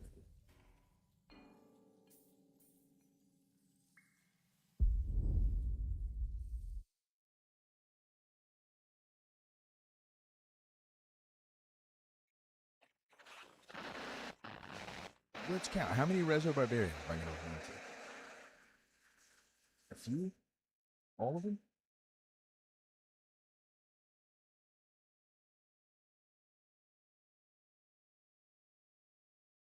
Bro, I just out DPS a wizard with a dagger. I'm like, yeah, that's how I out DPS by a wizard with a dagger. Right. Yes. Yep. Right. Yep. I mean, this game will always have with armor pen rolls. Sort of depends on the kit. I usually try to build a little bit. Armor pen is the type of stat where even if you have a little bit, it's like not bad because you're gonna have, if you're running like Stiletto, Rondell, you know, you're gonna have, so even though this kit only has like 8% armor pen, with 2 weapons in my hand, I have 20%.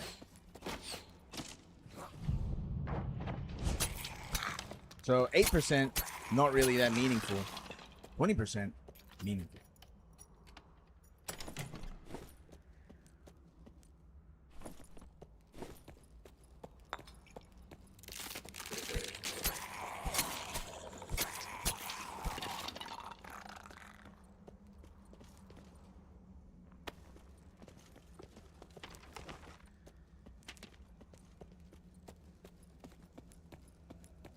Personally, I've been building more headshot damage because I feel like the headshot damage is offsetting the minus physical damage physical damage bonus I'm getting.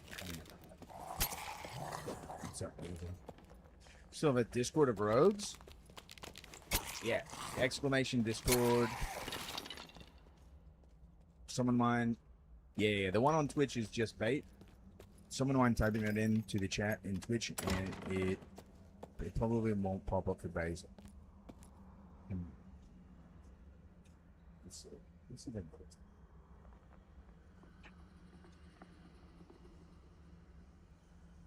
see.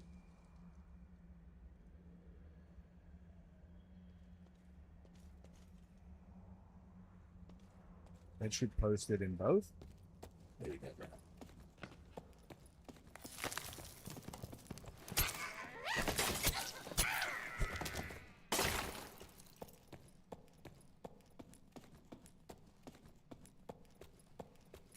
There is some information on there. Probably a lot of it is outdated at this point.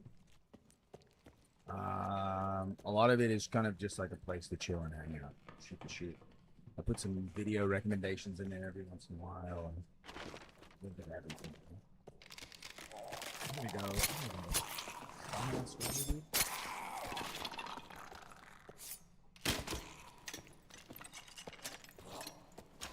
It does have your angle. It's true. You didn't even notice.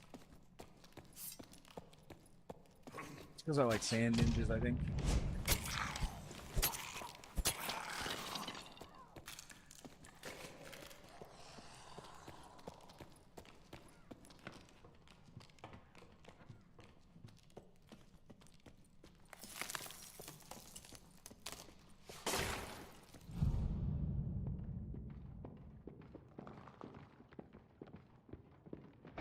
Oh, we found the barbarian.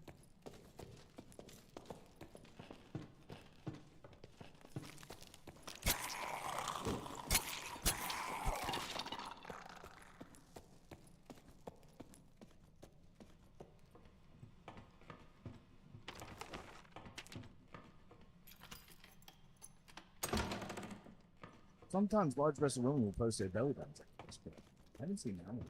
I'm interested.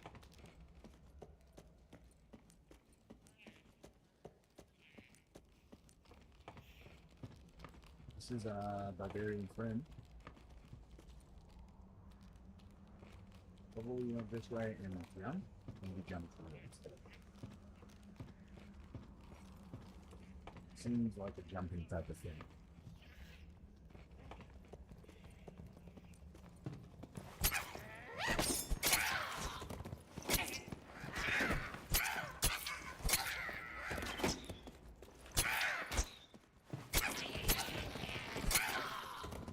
The change kobolds. Being at Kobold Archer, being able to spam 2 decks. My mic is low again. It's maybe just me talking low, isn't it?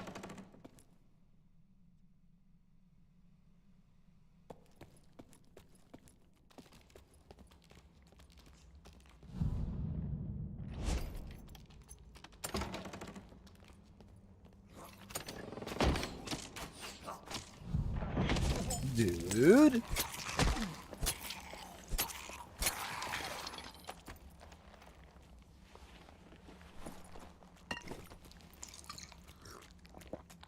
Cheating at skeletons. What's this guy do?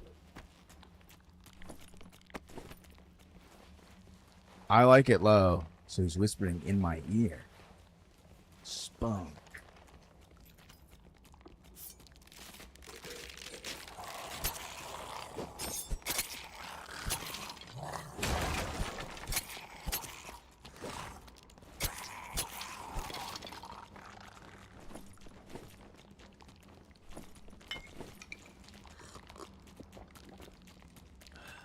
Pulling every mob in the dungeon.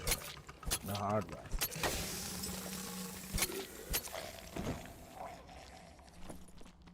Now, personal pet peeve, I don't think there should be mobs in the game that have a little AoE effect that you can't actually dodge.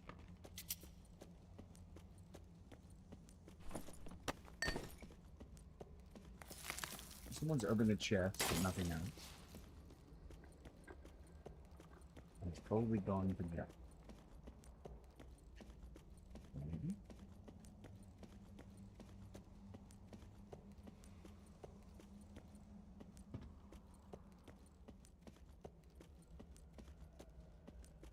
We're a little late to the pause.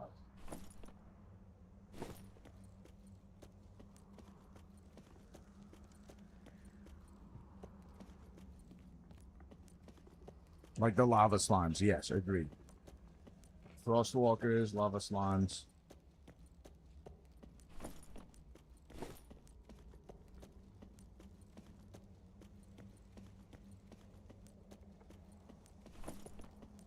Yeah, we're a little slow getting to the bottom this time. Unfortunately.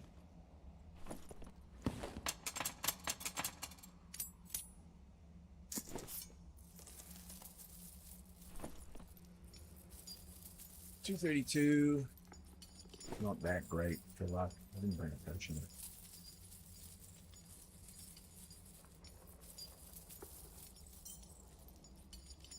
Force you to take a rapier to not take damage. I'll just take the damage all day long. But it seems like wildly unfair. A lot of the bosses new bosses are very difficult to fight with daggers also, for similar reasons. You're not able to get out of the way of like little tiny AoEs.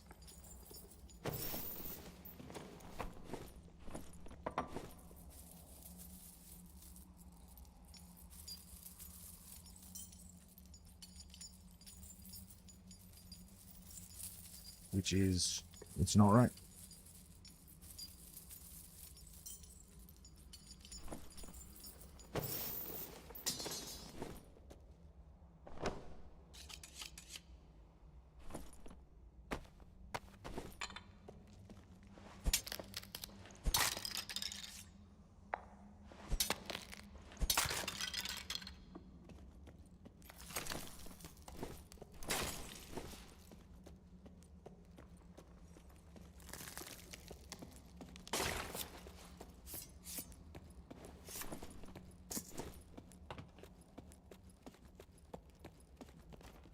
And no one's playing the game normally.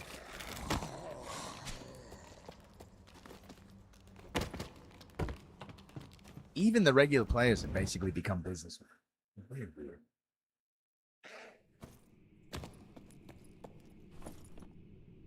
I don't think there's like a way I could like this game so much that I would like want to play it in some really weird grindy type of way.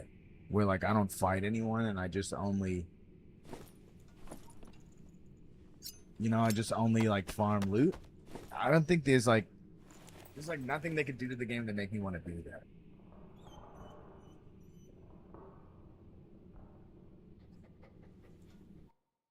just seems like a weird way, like barnacle farming or something, like, you know what I mean? Like, there are people who just like spam farm money to like get the 200K for the religion skin during solo self-found. I'm trying to have a nice time with them.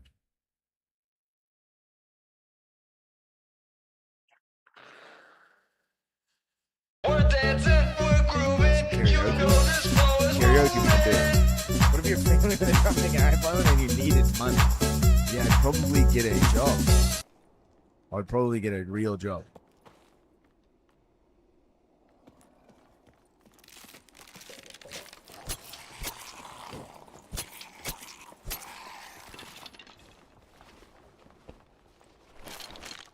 I suck so bad that farming religion is all you do. I mean, that's fine. In that sort of case, I think that that's fine. But like, even if I was like bad at this game, I'd probably most likely just play like normals or Squire Royale.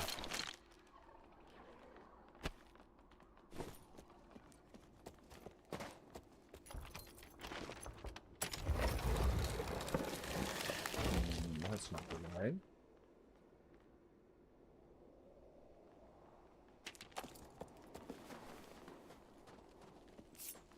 Mostly play normals? Yeah, I don't think there's anything wrong with it.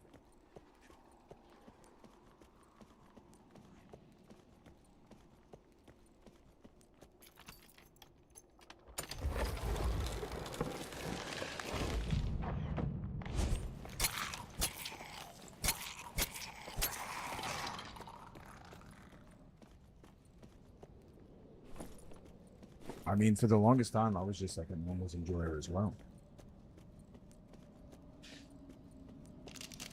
Because I live 1 out of 5 raids. That's nice. Like, being bad at this game gives you something to like, aspire to.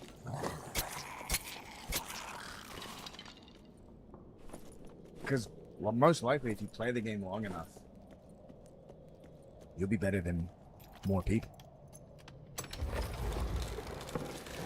That's why I was kind of excited for like the fresh fishes coming in with Peanut. Give me some fish, dude. I'm trying to dine in the dungeon, dude. I need some fish.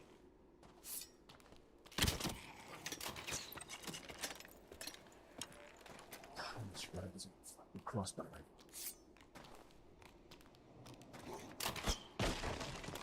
And he's broken the door.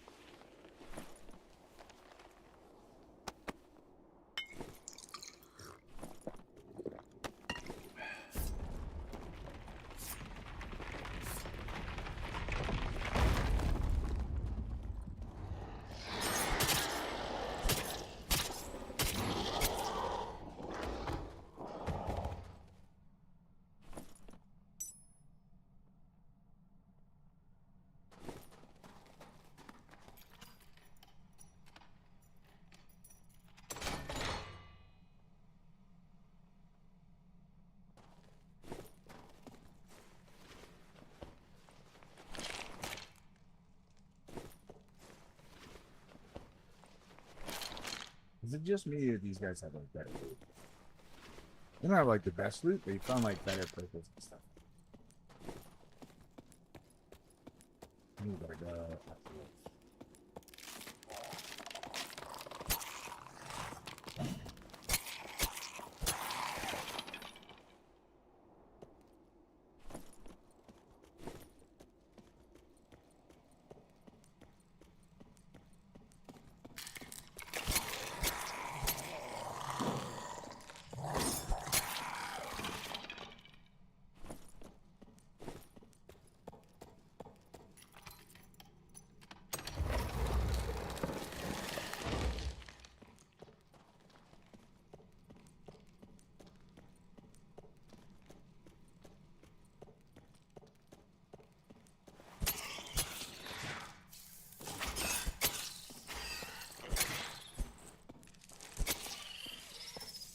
Yo, take it easy, G.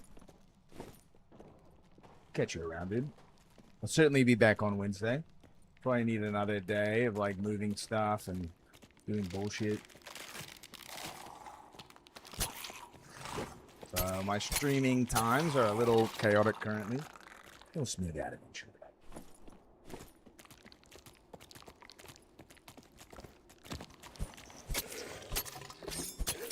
Yeah, I need a goblin businessman skin again. Suit and tie goblin. You go hard.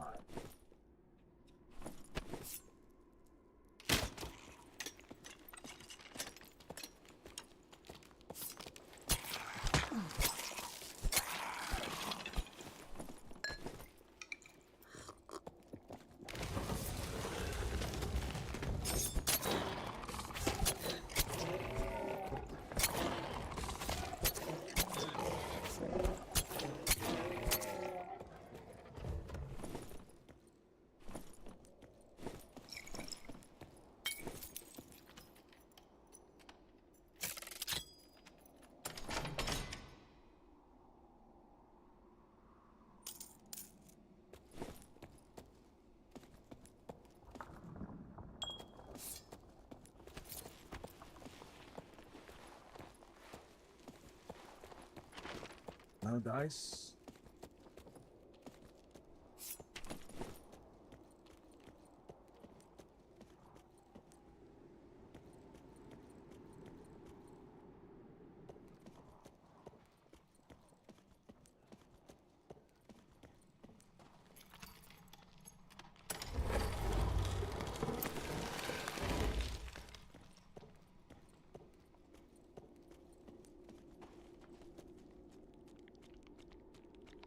I definitely heard footsteps.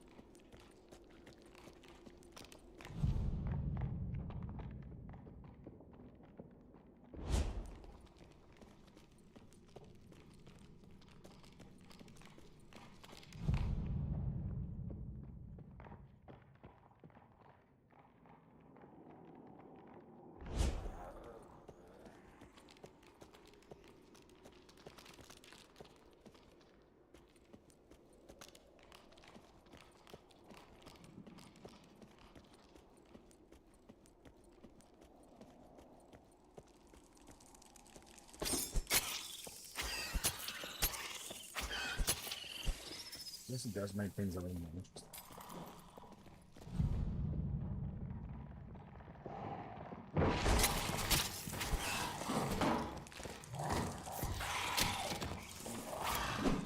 I think I got him. The cow trucks, dude.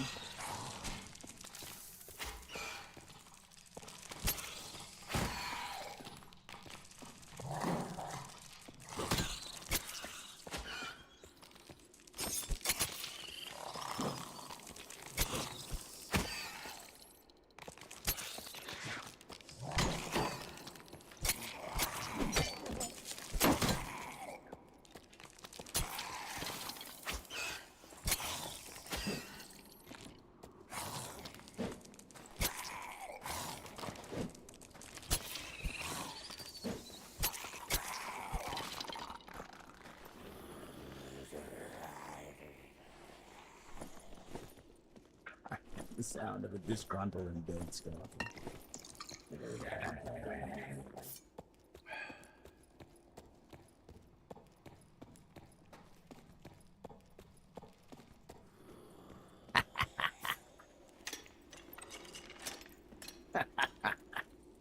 Easy kill, dude.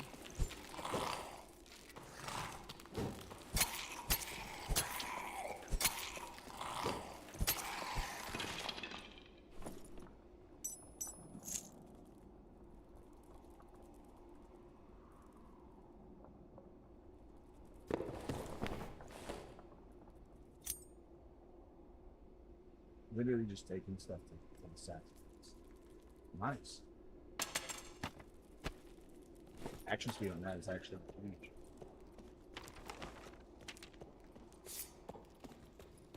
I think we got enough time to check folks running.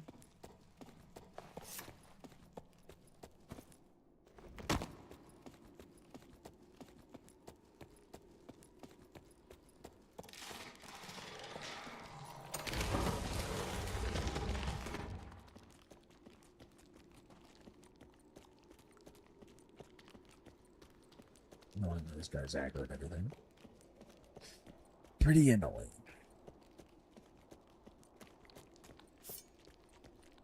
About a billion spiders with him.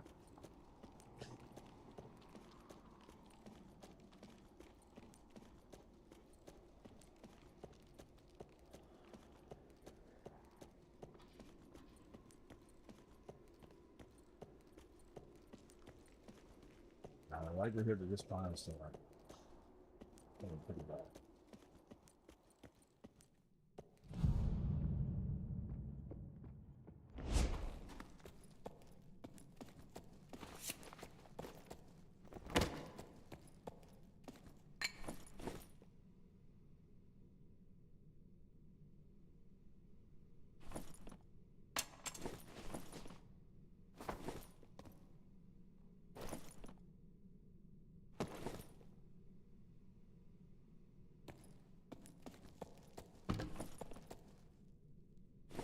His damage bonus on the drum is pretty sick.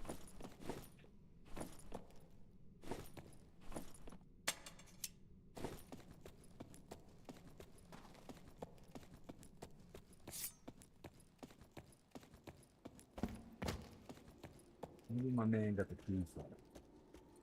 Maybe he got a little key from it. Looking pretty positive.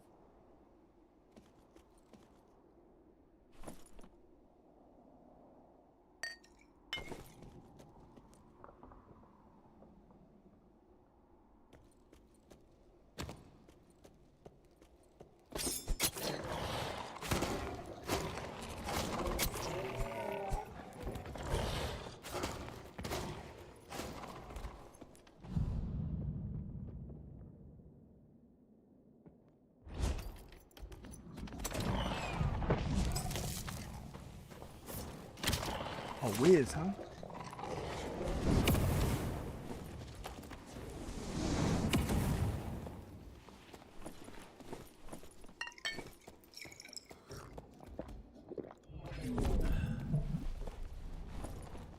Shut door again is fine by me. The damage is kind of low.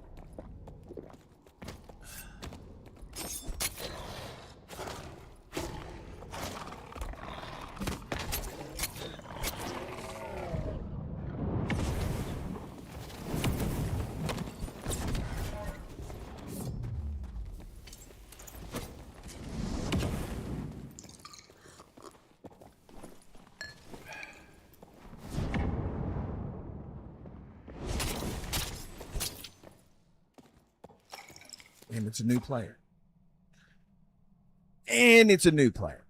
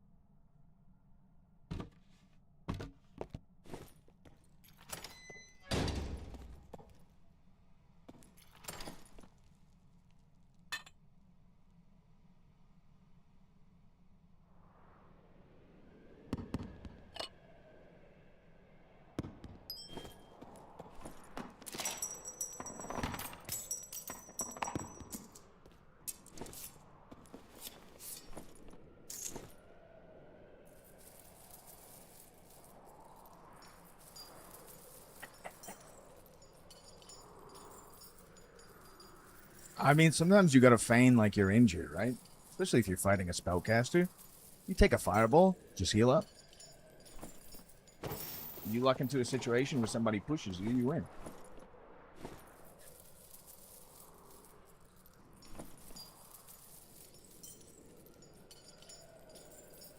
Why you'd ever push a rogue there? It's definitely 101, dude, for sure. Please walk into my room. Please walk into my room, sir.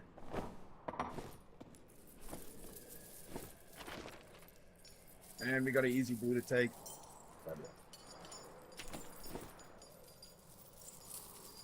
Yeah, that blue gets taken. It might be late. 2 more hits. Immediately.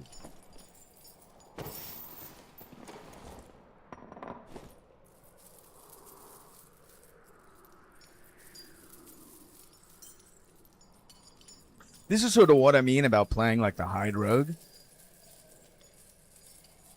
And that technique might have worked on both.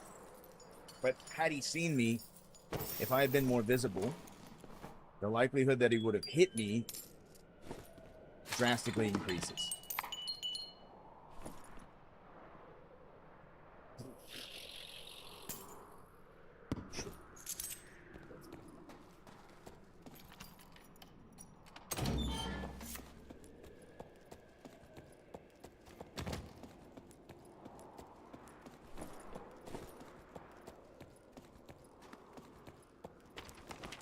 Being able to like misdirect someone, they think I'm weak, they don't know exactly where I am. This is like, I love that sort of split second decision making. You know, I got to get both. I was trying to get the dog to go in the room to him, which would have been a cinematic. Oh no. Oh no. A cinematic finish for that wizard. Having him with the dog chasing him and he runs into me. There's nowhere to go, dude. You can get boxed in a corner real easy with one of the dogs. We also hit a very good throwing knife. Post teleport mid fly throwing knife. So maybe a little bit of bonus damage off of that. 2 player kills, not bad. A little bit of AP. 4K gold. Pretty standard run.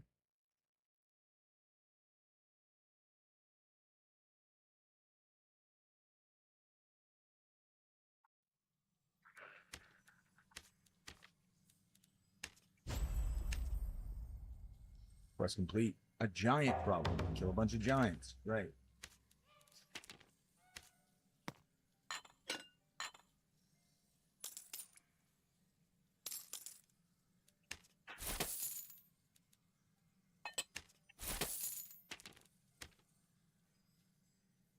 Pokey stabby man.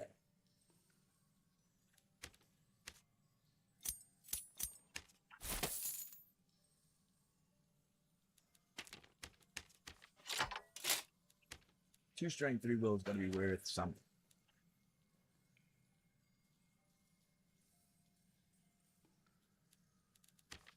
Yeah, not a whole lot.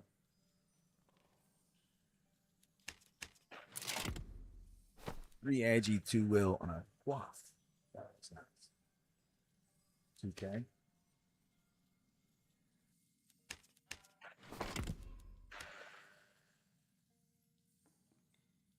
Three magic power. This is 2 magic power, so it's not as good as 1 magic healing. So we'll sell this for a lot cheaper. So that's like, you know, we probably pulled out 2 to 3K worth of sellables.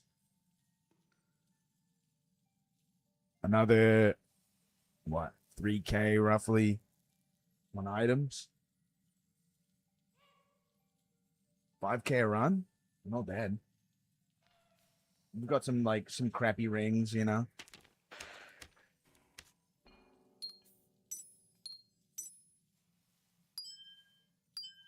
Some more gems. Those are for me to keep. All right, beautiful hand crossbow. Is it drum set? There's no way it's drum set or something. There's no way it's drum set. 6% physical damage. This is like a 500 gold.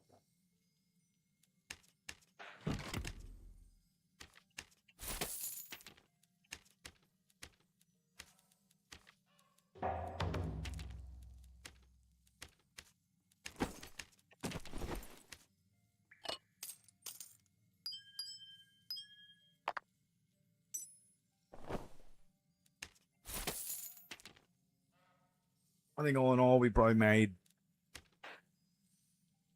let's see, it was at like 35. So like 4K in sellables. Yeah, so about like 6K on that run. Okay.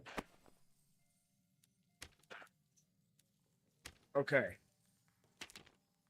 So I wanted to run one dungeon here. Bear with me. Did you sell it, Katis? No, I haven't sold it yet. I tried lightly last night. No bites, nothing. I was even trying to just like sell it for like a full chest. No dice.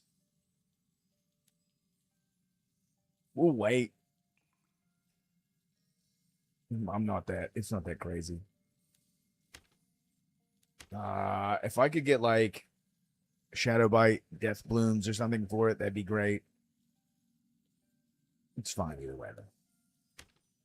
Shadow Bite's like 70, 80k, so we might be able to just save up and buy one. It'd be nice to run the combo, Shadow Bite, Death Bloom, once this season. I think that'd be nice. Karaoke? Absolutely. We'll do karaoke. Then I want to play one game of Mistfall Hunters. And then we'll talk about comparing the two. What's the song?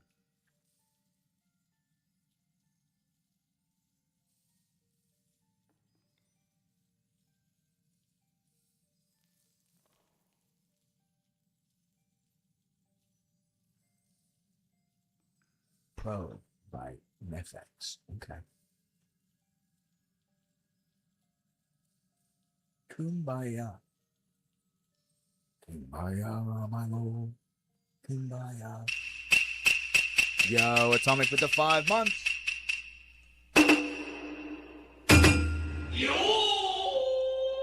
Thanks, dude. Let me hear this one out first.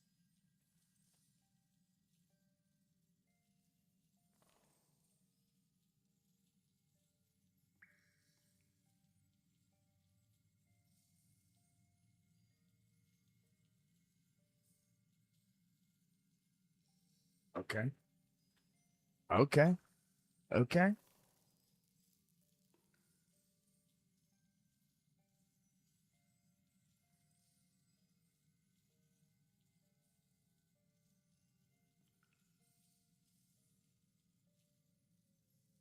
Let's get this set up a little bit. Get the volume juice in. There we go. Okay, okay.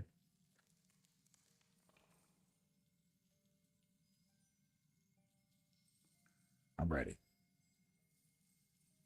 Yeah. Let's go. Yeah. I don't know where she came from, but goddamn, I want to say some. She a dime, want to make her mine. Head through the grapevine, she a great time. That should be a damn crime. Oh, my bad. Look that damn fine. Gotta lock her up and throw away the key. Or you could lock her up and give the key to me. Down low, drawn near the ground flow. Ground flow. Wanna go and explode. Explode. Oh, baby, I just want more. I want more. Got a body like a rock star. A rock star. And that shit is shooting rock hard. Rock hard. I would put her on a roaster. A roster? Not a roaster. Shit. Hotter. Hotter. Oh, baby, let's go. She doesn't take it slow. She's putting on a show. She's acting like a pro. Oh, baby, let's go. She doesn't take it slow. She's putting on a show. She's acting like a pro. Oh, baby, let's go. That's a nice drop. Oh, baby, let's go. Oh, baby, let's go.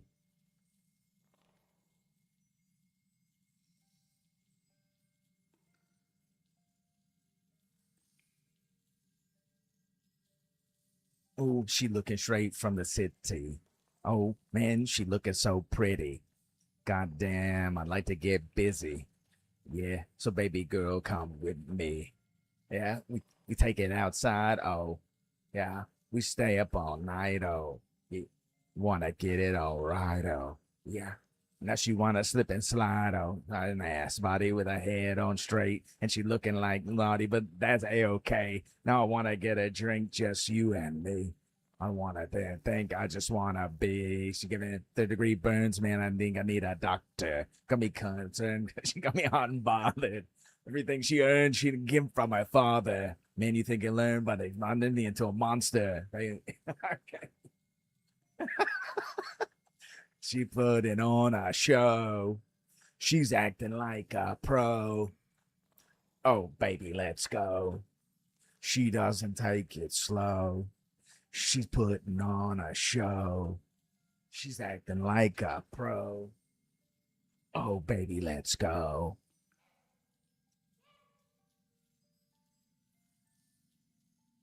Right now, I'm sitting on my drum stool. I got to get a gaming chair. I got to get a nice chair. The drum stool is great and everything. It's for playing the drums, not for sitting on a keyboard. Oh, baby, let's go. What is he saying? Double bubble donkey butt. Double bubble, big ol' bubble donkey butt. She got an onion booty, donkey butt. Bubble, trouble bubble, double bubble, booty bubble. Is that what that guy's mumbling? W karaoke, dude. Okay, I do. It's piss ball bum hunters time. Let's see if this just breaks the stream in half. It could. This could break the stream right on in half. We're gonna stay in the dark and darker game tag. Actually, sorry, I guess we'll switch. We'll switch the stream information to piss ball hunters.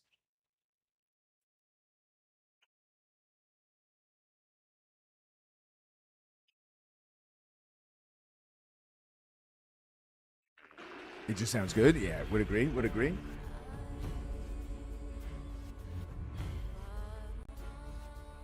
Let's see if this works. Come on, come on. Give me something. Give me something.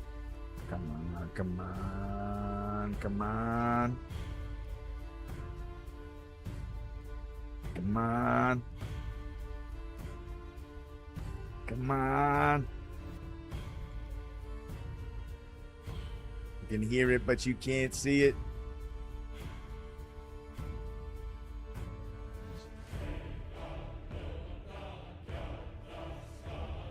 This works every time if I do it like this.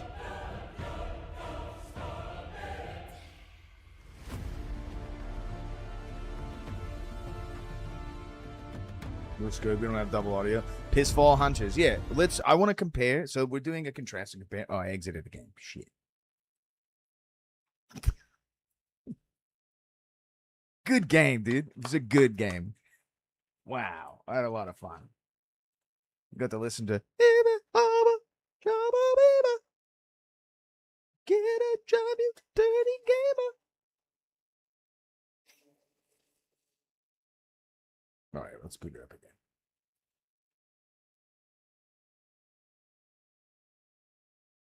I want to just compare the rogue experience, right? So in Dark and Darker, the rogue I play, very stalking, very calculating, right? What's going? Okay. Huh?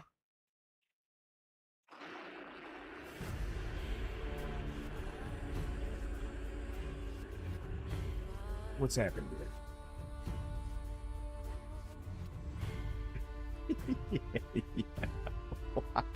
Why is it so difficult to get this to work? I don't understand. What's wrong with OBS, dude? OBS is sick. Yeah, it only brings up the Steam thing. What? Capture method. There we go. There we go. And now we gotta transform this to fit the screen. Perfect. Get me in there. Okay.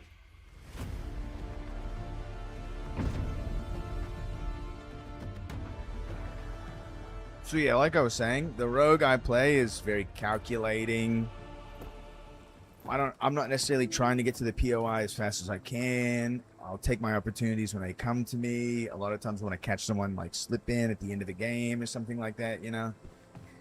Like that wizard. Now, I think one of the nice things is this is nice atmosphere to walk around in for sure. This music gives me very like Majula, Dark Souls 2 kind of vibes, which I don't think that's a bad thing.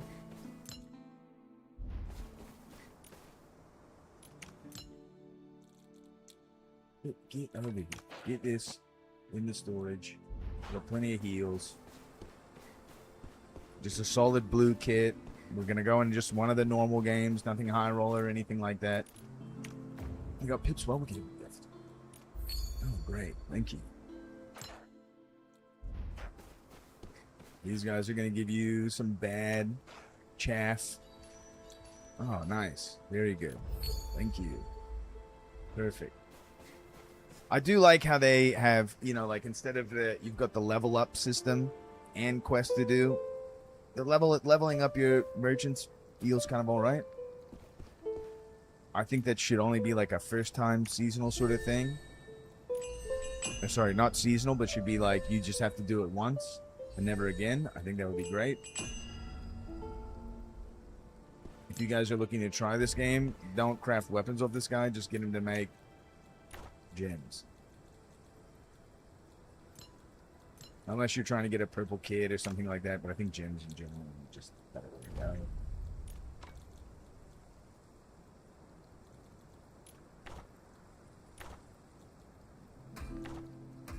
That's fine.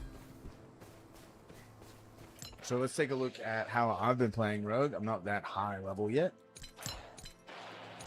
So if we go to my talents, I'm level 8. So we've taken, I think something that's very important to take if you're interested in playing this game. This stuff is great. Augmenting your abilities. You know, some of them you have to pick between one or the other. You get to sort of just pick, you know, which one of your abilities you want to make strong. And there are right choices, there are wrong choices. Enemies hit multiple times by your Crowstorm are stunned. Upon casting Spinning Slash, increase your physical damage. The only thing I'm starting to lack now is energy buildup.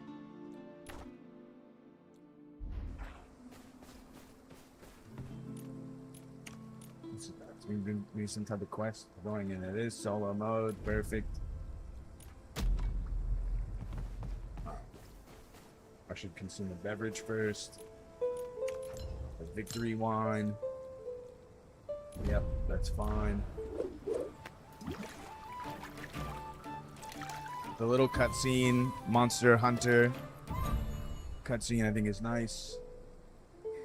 This game definitely has like some nice touches. Thank you. I go here, claim all. No claimable mail. Perfect.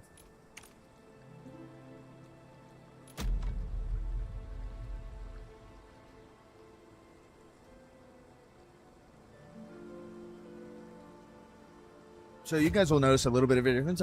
I will be a little bit more aggressive in my pursuit. And that might be because I probably know the game less.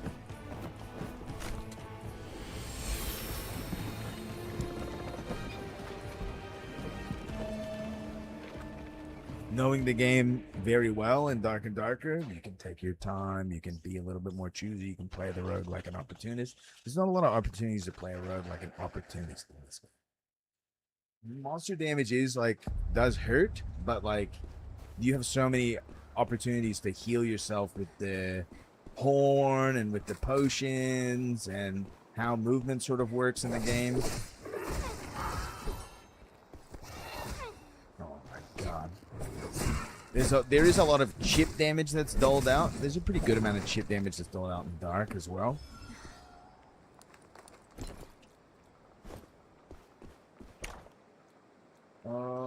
Right, here we're gonna go to the Pioneer Gates. Having the like mid-raid quest, I think, is kind of interesting and seems like it's fun to do, just for like a random loot grab bag kind of thing.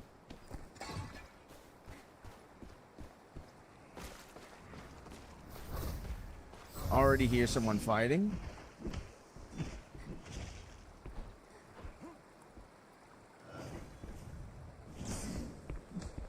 Let's get in there.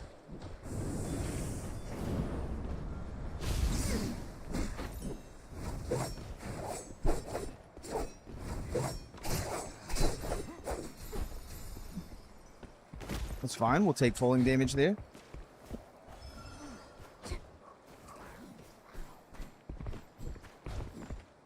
And we'll approach slowly this time, since there's some type of delay.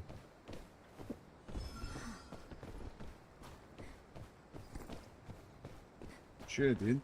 Like, this guy can do basically nothing. I can just walk up to him. That didn't work. That's fine.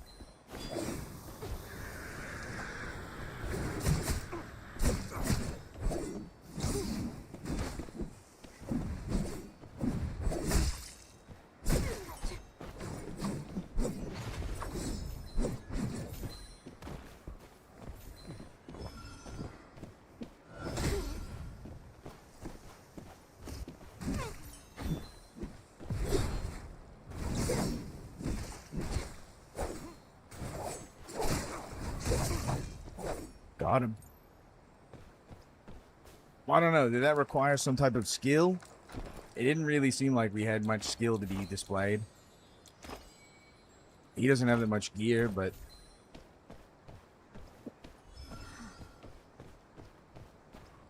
Should I have invis more or tried to land my skills more? I don't know. Did I just outgear the guy?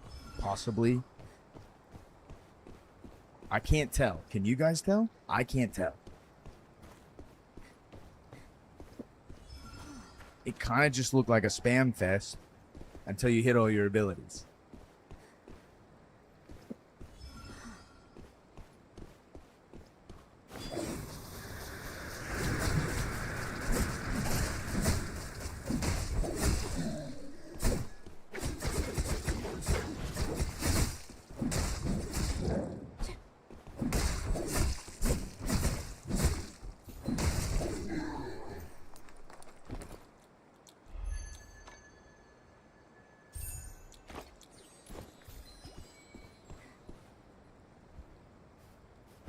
I guess I spam better than him or something.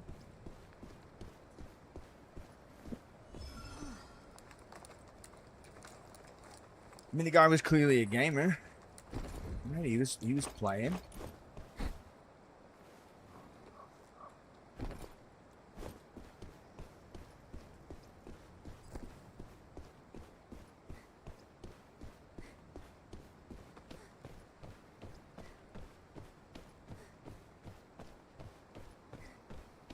See if we got any heals on him. We do be having some heals though. I'm falling into the mist. Absolutely. We kill the cleric. Was it worth? No.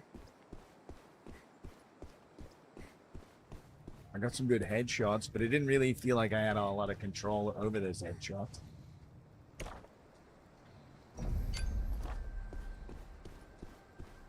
Now I'm out of all my horns.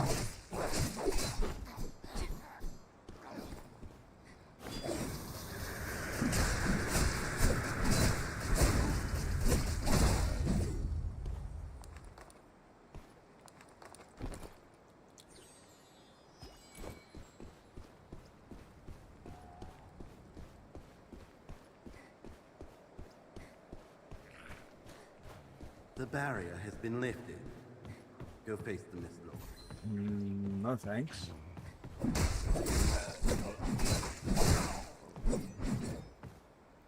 There's not even really interesting things you can do with terrain.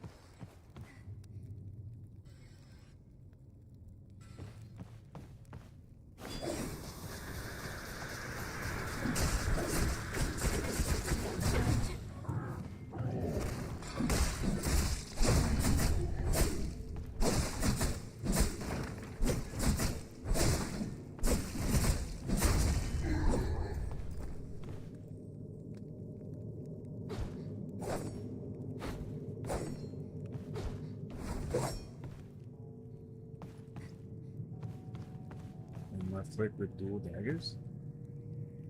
Oh, I guess with the little swords? That thing?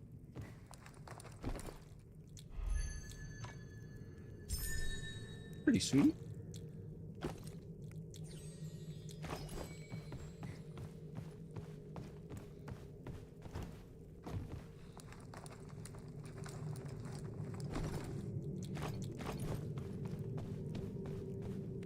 Collecting junk gear. Junk gear for junk game. I will say, I'd say I'd give this game like a solid, like, B.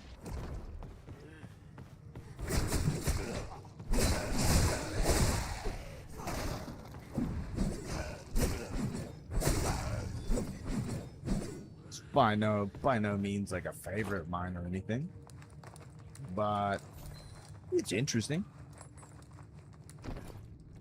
I'm not completely turned off by it. Bring This is what I'm saying. time. Don't keep our woodling friend waiting.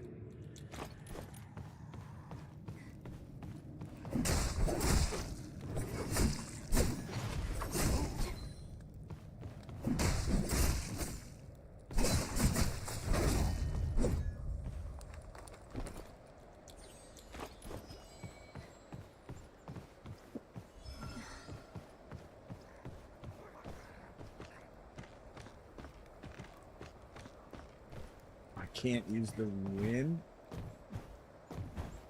I'm pretty sure that's a fall to my death.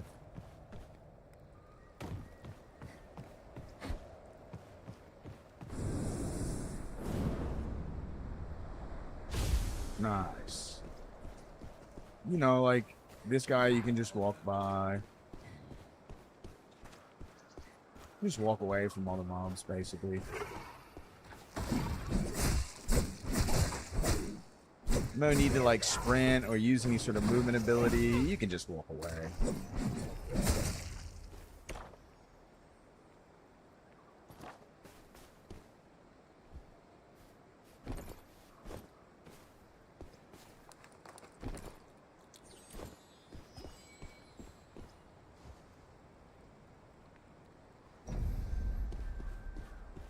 Some of the sound design I think is kind of nice. Footstep design is really bad, though.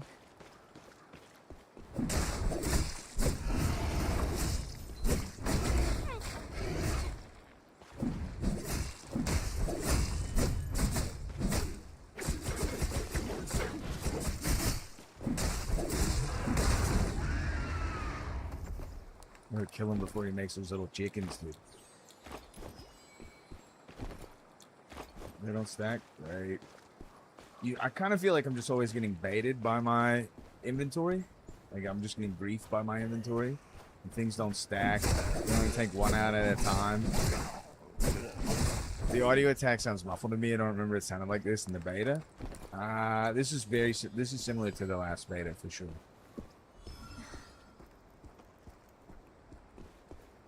I definitely don't think this game should cost like $20 or $30 or whatever it does. $40 or something.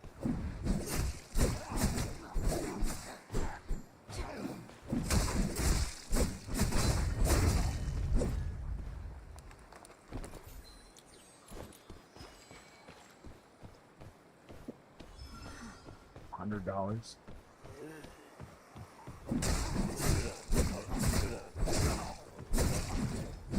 The matches do feel fairly empty.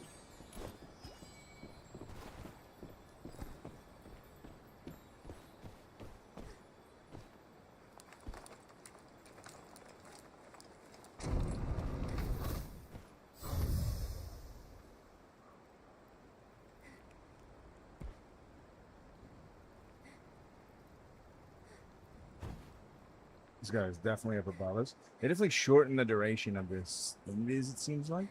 I could be just misremembering though.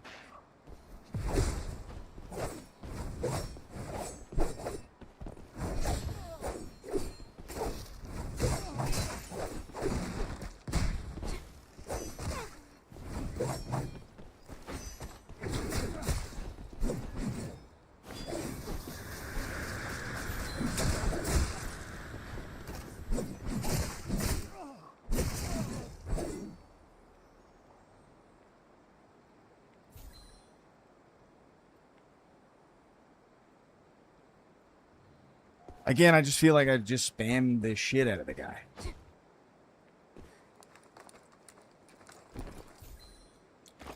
Oh, he had some decent gear.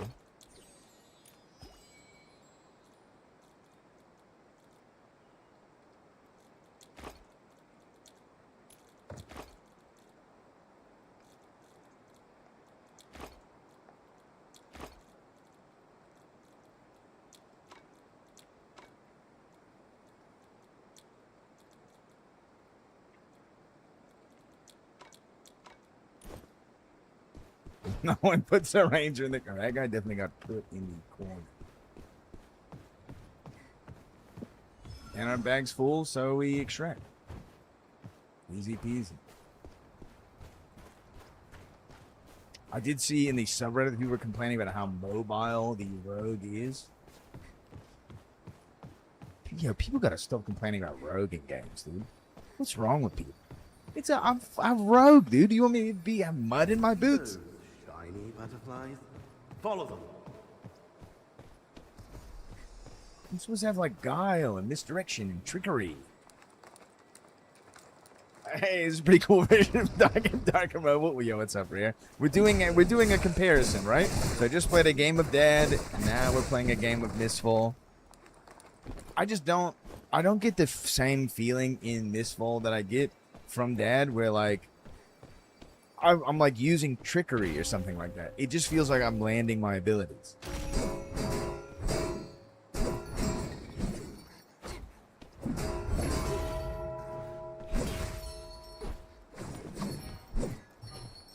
The same brainless combat, it does feel a little brainless. I mean, like, if I was a class that had, like, a shield and parries and stuff like that, that would feel maybe a little bit more, like, tit for tat, I'm reading your mind type of thing. I don't get that dread and despair feeling from this game. Yeah, meaning, like, the things that you earn in the game, like, if you lose them, you can just get them back. You don't feel like, I can't lose this kit right now, man, you know? Sweating bullets. I agree. There's like I've had some moments where there's like some tight PvP. The fight with the cleric was pretty tight, but if the cleric had beat me, I probably would have just logged off and been like, fuck this. I wouldn't have been like, I gotta get back in there, get another kit, and fight him, and find that guy.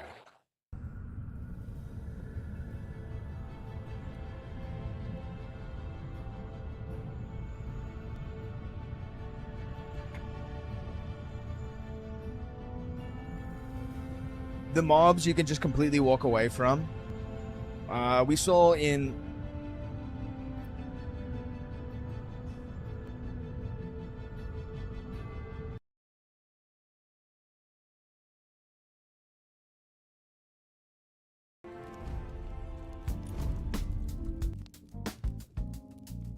Look. I'll say it. Mistfall Hunters is Dark and Darker Rehab.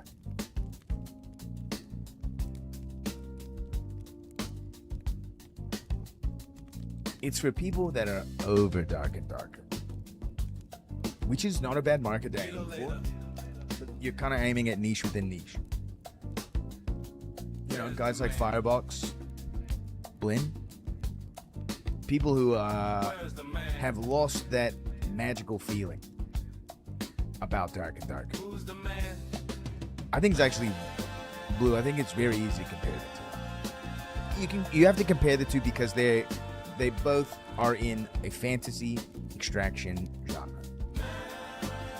Super extra light dungeon crawler. It's not brutal at all. The dungeon crawling aspect of this game has no teeth whatsoever.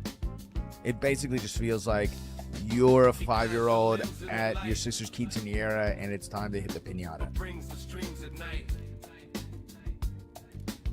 And if you just keep hitting it enough, even though you're a 5-year-old, like, the loot will come out. The candy will come out if you just keep hitting it. Someone patches you a health potion, you're drinking Mountain Dew for the first time, you're losing your mind, you can swing a little harder. The PvP in solos, I think the game has something kind of interesting in solo PvP. Group PvP is a chaotic shitfest. The thing that, at least like between a comparison between the two roads, right? the Shadow Strix to the Dark and Darker Rogue. I play a hide creep rogue in Dark and Darker. Right? It's like the most. I don't sit behind doors and wait. No, I've actually really very rarely ever seen any rogues do that unless you're camping a point of interest. You're waiting for someone that you know is there to come to you, that's fine. Everybody does that. Every class does that. The thing is that as the rogue, we had a great fight against a wizard who was in the Ice Cave's key room. He was in there. He's got 2 mobs blocking the door, 2 of the dogs.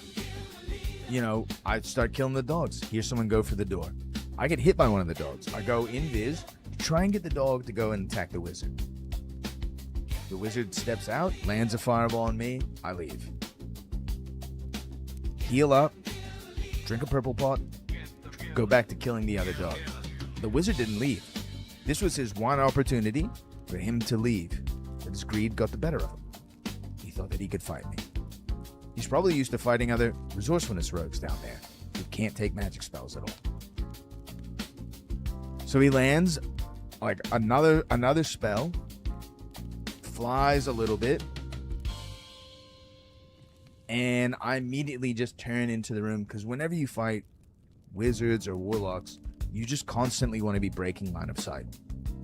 You always want to be breaking line of sight so that they don't have a clear shot on you. And so I duck back into the key room, hide behind a little bit of a wall. I've got 1 charge of my invis left. I don't get like full HP or anything, but he walks into the room. He walks up. He thinks I'm a little low because I'm like ducking and weaving, right? Don't walk up on a rogue. So this is like the thing about a rogue fighting a barbarian. If the barbarian is running, if I got a good ambush on him, he gets away, gets doors between us, stop chasing. If a rogue walks away from you, just walk away from the rogue. Just completely walk away from the rogue. Reset everything back to 0. If you want to go back in for the fight, be cautious. But when you're walking at the rogue, you're doing everything that the rogue wants you to do. Mistfall Hunters does not have that same tit-for-tat type of gameplay. But it also doesn't have like door and door and all that sort of all those problems also either. The only thing it feels like I'm doing is like, which one of my combos can I get this guy with? Okay, these abilities are off cooldown. Let's use those. Okay, switch my weapon and let's see if these abilities are off cooldown. You know, this sort of like in and out fighting style. You know, oh, he's swinging. I try to dodge. I got hit twice. I'm stunned. I dodge. Right, that kind of thing. You just keep trying to like cycle through those same mechanics. Because the rogue can't really do anything that interesting in the game other than like go and this. But it's not like you can really, you want to start the fight with invis. If you need to like get some space or some time, you can try to go invis again, but there's like this whole sort of casting animation to it where you're walking around. It's not great. So like using it in a fight seems like a bad idea. You're better off probably like double dashing, like using both of your like big dash moves to get away if you need to get away.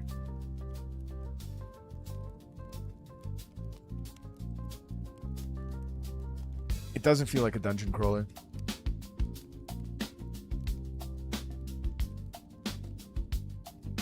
The only thing that makes me kind of want to play it is that like there's people playing that game and like I like playing Rogue.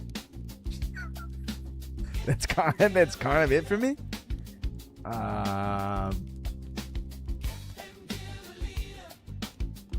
You know, or maybe in the off chance that Blinn wants to do duos or something. You know, or maybe just like as a break from Dark and Darker, just to do something else, just to play a different game. Because they definitely, I would say at this point, 8,000 hours plus in Dark and Darker.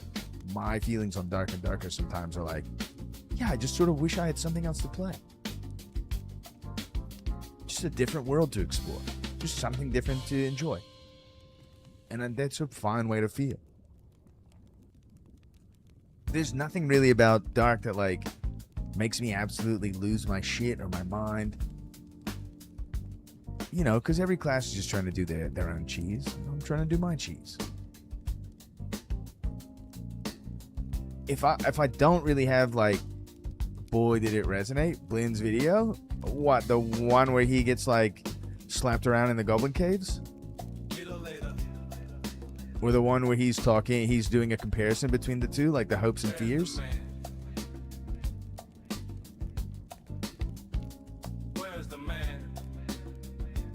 Blynn has great commentary, but he's a little disenfranchised or disenchanted by Dark and Darker, because like the one where he's talking about your boy Blynn, where he's at.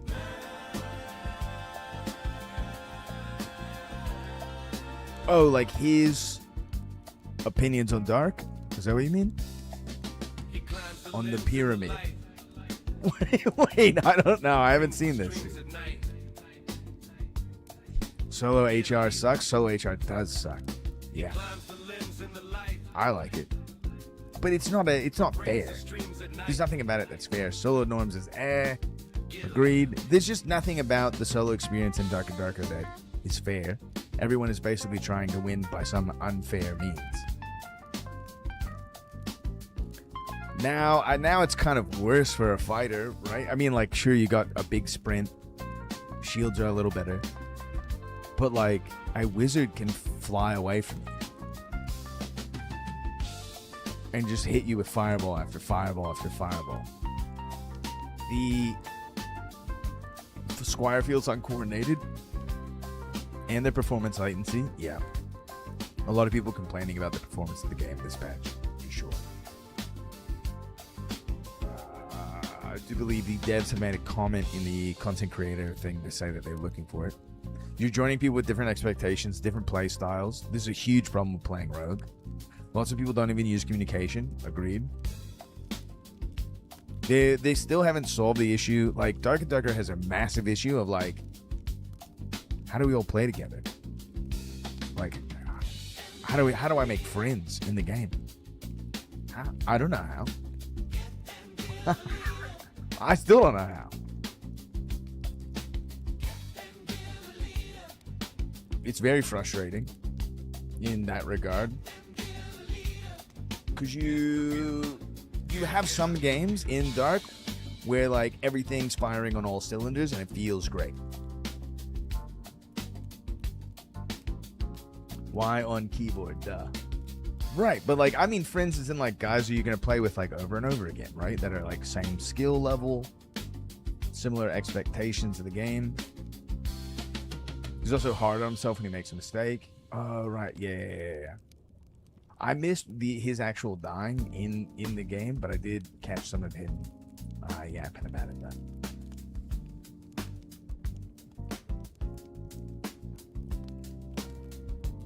You don't want to let people down when you play with other people. Right, so in solos, you're just by yourself. Completely agree. Yeah. I don't necessarily feel that way, because if I let someone down, I just go, well, I'm fucking playing Rogue. What do you want me to do? I feel like I let people down because I'm so hard-grooved into solo thinking. I personally, I do really enjoy playing with a team in Dark and Darker. I just don't, like, have one. Like, I need a fucking crackerjack team, you know? Because I like getting flanks. That's it, dude. I just like getting flanks.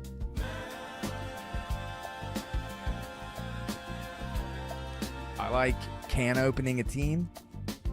Just do bosses, I guess. I just do bosses. I mean, that's... Dude, like 90% of the people in Dark and Dark are just like boss farm. It's just where the loot is. After you hit like a couple chests, dude, and you're like, more blue gear. You open a lion's head and you're like, blue gear. Like, I just want to see good items. You know, I just want to play the game and get good items. Where are they? Nowhere.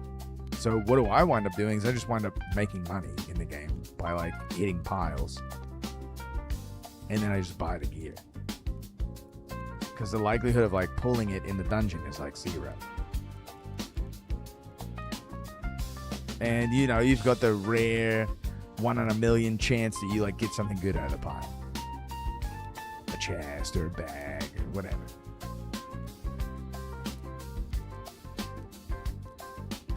I like hearing footsteps. I like sneaking up on people. This is the thing that I like the most. Just want to walk around, smoke people.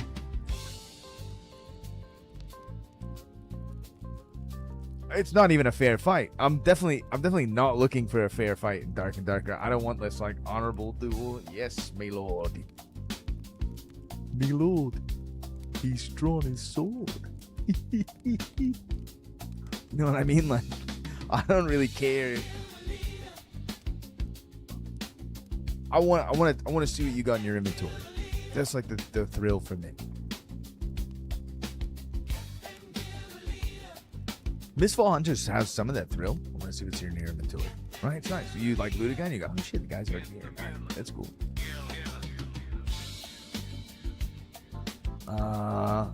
I would say rare. Something happened in me. I think after the 10 years of playing League of Legends, and after I had like an account with probably like a G worth of skins on it that got deleted from me spurging out and spam typing. Spam typing hard. Real hard. Playing as a jungler and like it's the same problem in like Arena in Dark and Darker, right? You're a jungler, you're like, hey, I want to make a play. The jungler is like the playmaker on the map. You start typing to people, hey, we're gonna make a play here, want to pinging, all this sort of stuff. Okay, set up for this, and then no one comes. The enemy jungler is just in your jungle. No one comes to assist. No one comes to assist. Everyone's just stuck in their lane. You're pinging dragon. No one comes. You've killed bottom lane. Your bot laners won't come and help you do dragon. You get into a 1v1 that's bad with the enemy jungler, and they go, dude, why didn't you get the dragon? You missed the smite. It's like, brother, just come and fucking run screen for me, dude. The dragon's way more important than the 200 gold you're farming off of creeps. I don't care if you're getting plates on the fucking turret, dude. Just come get the objective.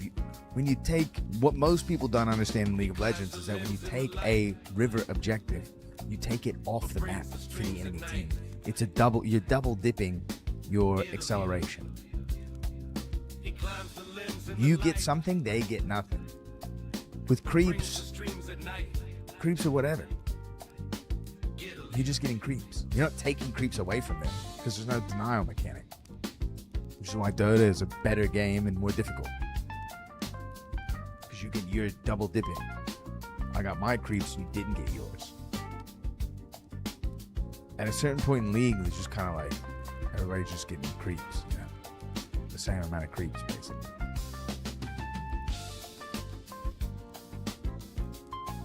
So I spazzed out and lost the account, and then I made another account.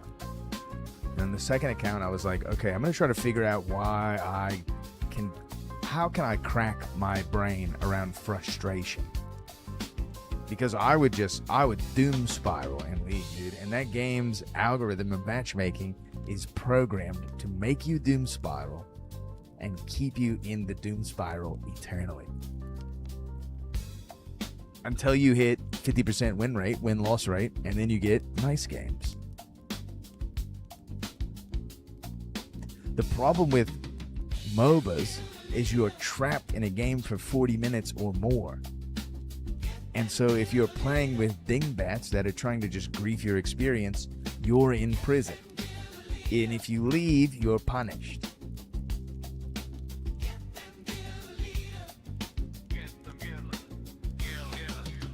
You're in prison, dude. Right. And the thing is that they go, I like to put, every time I get a celly, well, just ask the other cellies what I did to them. You know what I mean? Like you just get the bad cellmate who's gonna he's taking your commissary snacks. He's sleeping in your bed with you. Not in a polite way.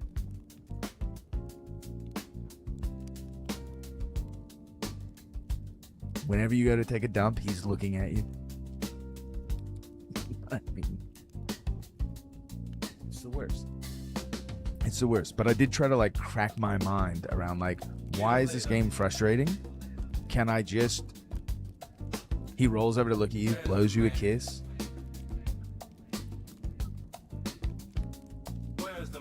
He's writing you Valentine's Day cards. It's not even Valentine's Day.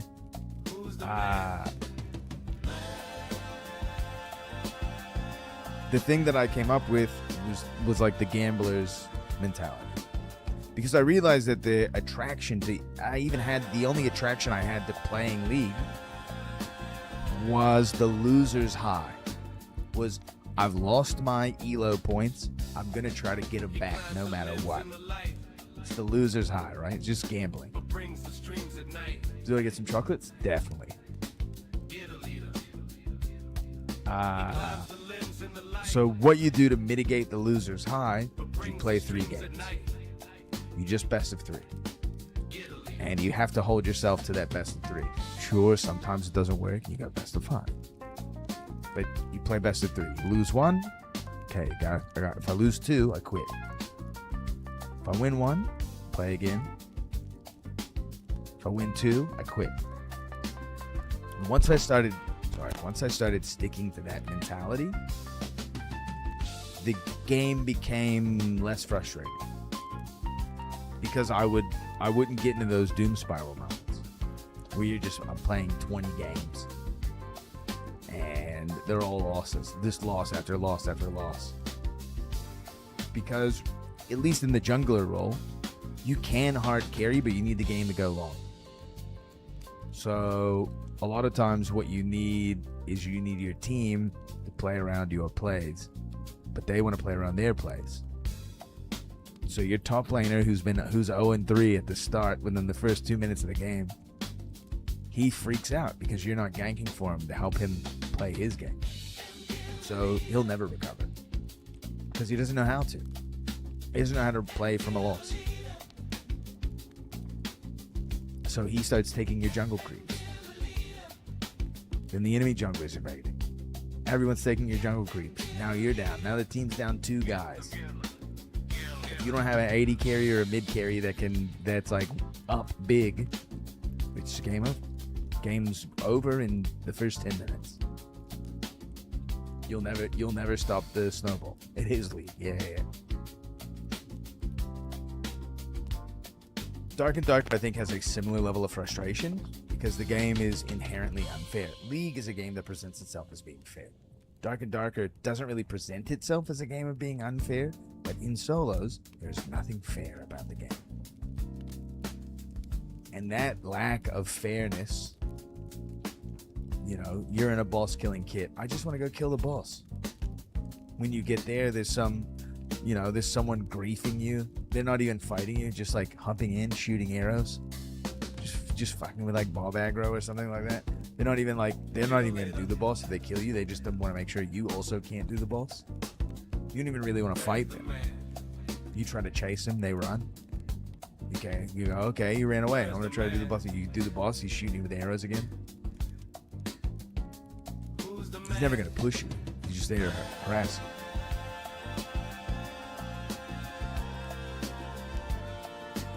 That's the game. That's the game. The problem that you set yourself up for frustration is by having those preconceived notions of this is what I'm going to do this round. Which is kind of why at a certain point I just stopped doing bosses altogether in Dark and Darker solo. I'll do them every once in a while, do a troll or a cyclops or something like that. They're easy enough to fight if someone comes and fights you on them. But all the other bosses have such insane mechanics that you don't really ever want to take a square fight on the boss platform ever. Not in solos, at least. And if you get hit by one of the bosses, like especially as a rogue, like it's crippling. It's a crippling hit, almost always. So do I want to third-party people on bosses? No, I don't even want to be involved in like that whole jamboree of a mess. I'll go into the game and I'll hover around the piles and that sort of stuff. Just see if other people are around. I mean, a lot of times I wait to hit the pile until very last. So one of the last things I do, because then everyone's dead or is left or whatever. So you know, it's kind of like I don't necessarily have like a preconceived notion of what's in the game. I just want to go around in the dungeon, see if I can find an isolated person, kill him, whittle the population down in the dungeon low enough so that I can hit a pile. Nothing crazy. I'm opening random chests. I'm looting mobs. A lot of people don't even do that. Occasionally you find a really sweet piece of gear on the mobs. Occasionally. Not often. So, here we are, the end of a short stream. I gotta fix my microphone. You guys have got to see the new gaming room. I just wanted to see if I could get things up and running. I had to go back over to the other house, get some cords, plug them in. Okay, now everything's working, sort of. Still got a lot to do, a lot to unpack. It's nice to be in a new spot. Nice to be in my own spot. Gotta get some soundproofing on the walls, so we can play DDR at night. Not have to worry about waking people up. We do karaoke at all hours. Run the streams late. Don't have to worry about anything. These are the goals. This is what's coming up soon. Is Dark and Darker better than Mistfall? Yes, it's had more time. But Dark and Darker was a better game than Mistfall Hunters when it came out. Is Mistfall a contender? Hope so. Hope it's a contender. Hope those devs are grinding, spinning the wheel fast over there, because that game needs some changes and some additions fast. Otherwise, there's not that much game there to be enjoyed. There's just really not that much game there.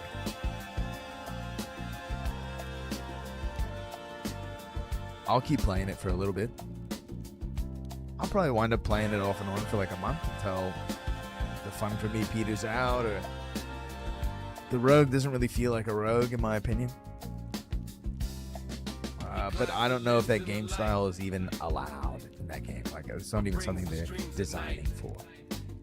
All the classes to me kind of feel the same. In Dark and Darker, every other class feels the same to me, except for the rogue. I have a biased opinion now. This is not the general population's opinion. It's fine. What's the story in Mistfall Hunters? I have no idea and no interest. No interest in what the story of that game is. What's the story in Dark and Darker? Very easy to understand. A king made a deal with a dark power. Now there's a curse in the land. Great. Stream over already. It's a short one. It's a short one. Big egg, sorry, man. This is mostly like a tech test, and I just wanted to yap and compare these two games together. We will get back into normal streaming hours. That's life. It's what the people say. You're stabbing Yetis in April. You're getting cursed by a warlock in May.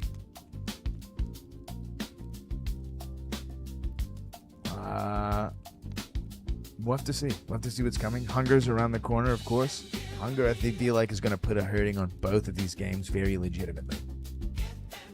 Very legitimately, Hunger is going to pull from Tarkov. It's going to pull from Ark. It's going to pull from Mistfall. It's going to pull from Dad. And you know why? The reason why is because it has a robust world.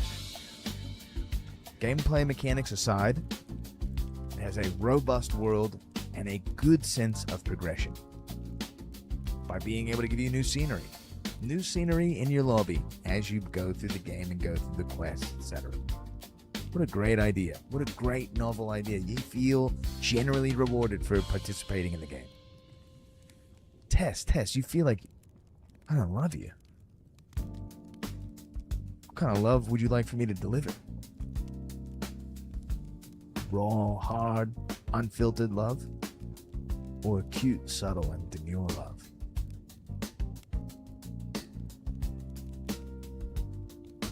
I'll let you decide.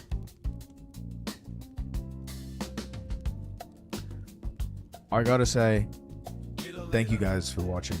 Of course. Sexual love. Sexual feelings and love do not equate to be the same thing. They're different things. Different urges. One is to feel like you belong. The other one is to drain your nuts, dude. Come on. Easy. Do you only feel like you belong when your nuts are dry? It's a good question. Doesn't work like that for me. He climbs the limbs in the light, but brings the streams at night. I only feel like I belong when my nuts are full, dude. He climbs the limbs in the light, I'm rock hard and trying to hide it. but brings the streams at night. The stream on YouTube was so behind. Yeah, there is lag on YouTube. It's because I'm not like partnered or anything over there, so it's all super weird. They give me, I don't have like the bit rate or any of that sort of stuff. It's just like, it is what it is, man. The YouTube streams are for watching on your couch and not typing. It'll get better though. We're pretty close to 500 followers on YT. At least your stream is the first thing on my homepage. W. At 500 followers on YouTube, I think they like kick you up to be like, you're a serious YouTuber now. So I've got like a big darker tutorial I've got to try and figure out time to make. I just haven't had time to make a lot of videos, so. Hide Rogue lives on forever.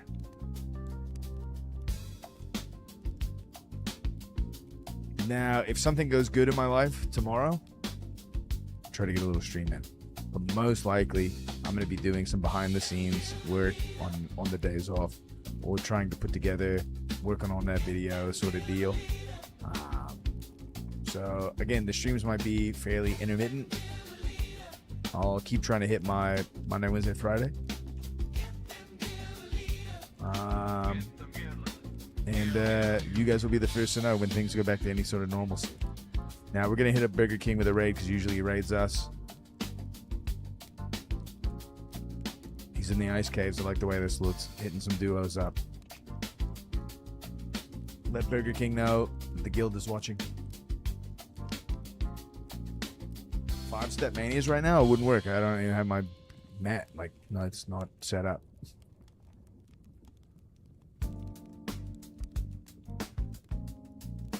Keep your eyes open. Walk in the shadows. Nick, it's a long yap. It's a long yap, and I don't have bullet points or anything like that. So, you'll enjoy some of my takeaways, I hope. We'll see you guys Wednesday on the latest. Peace.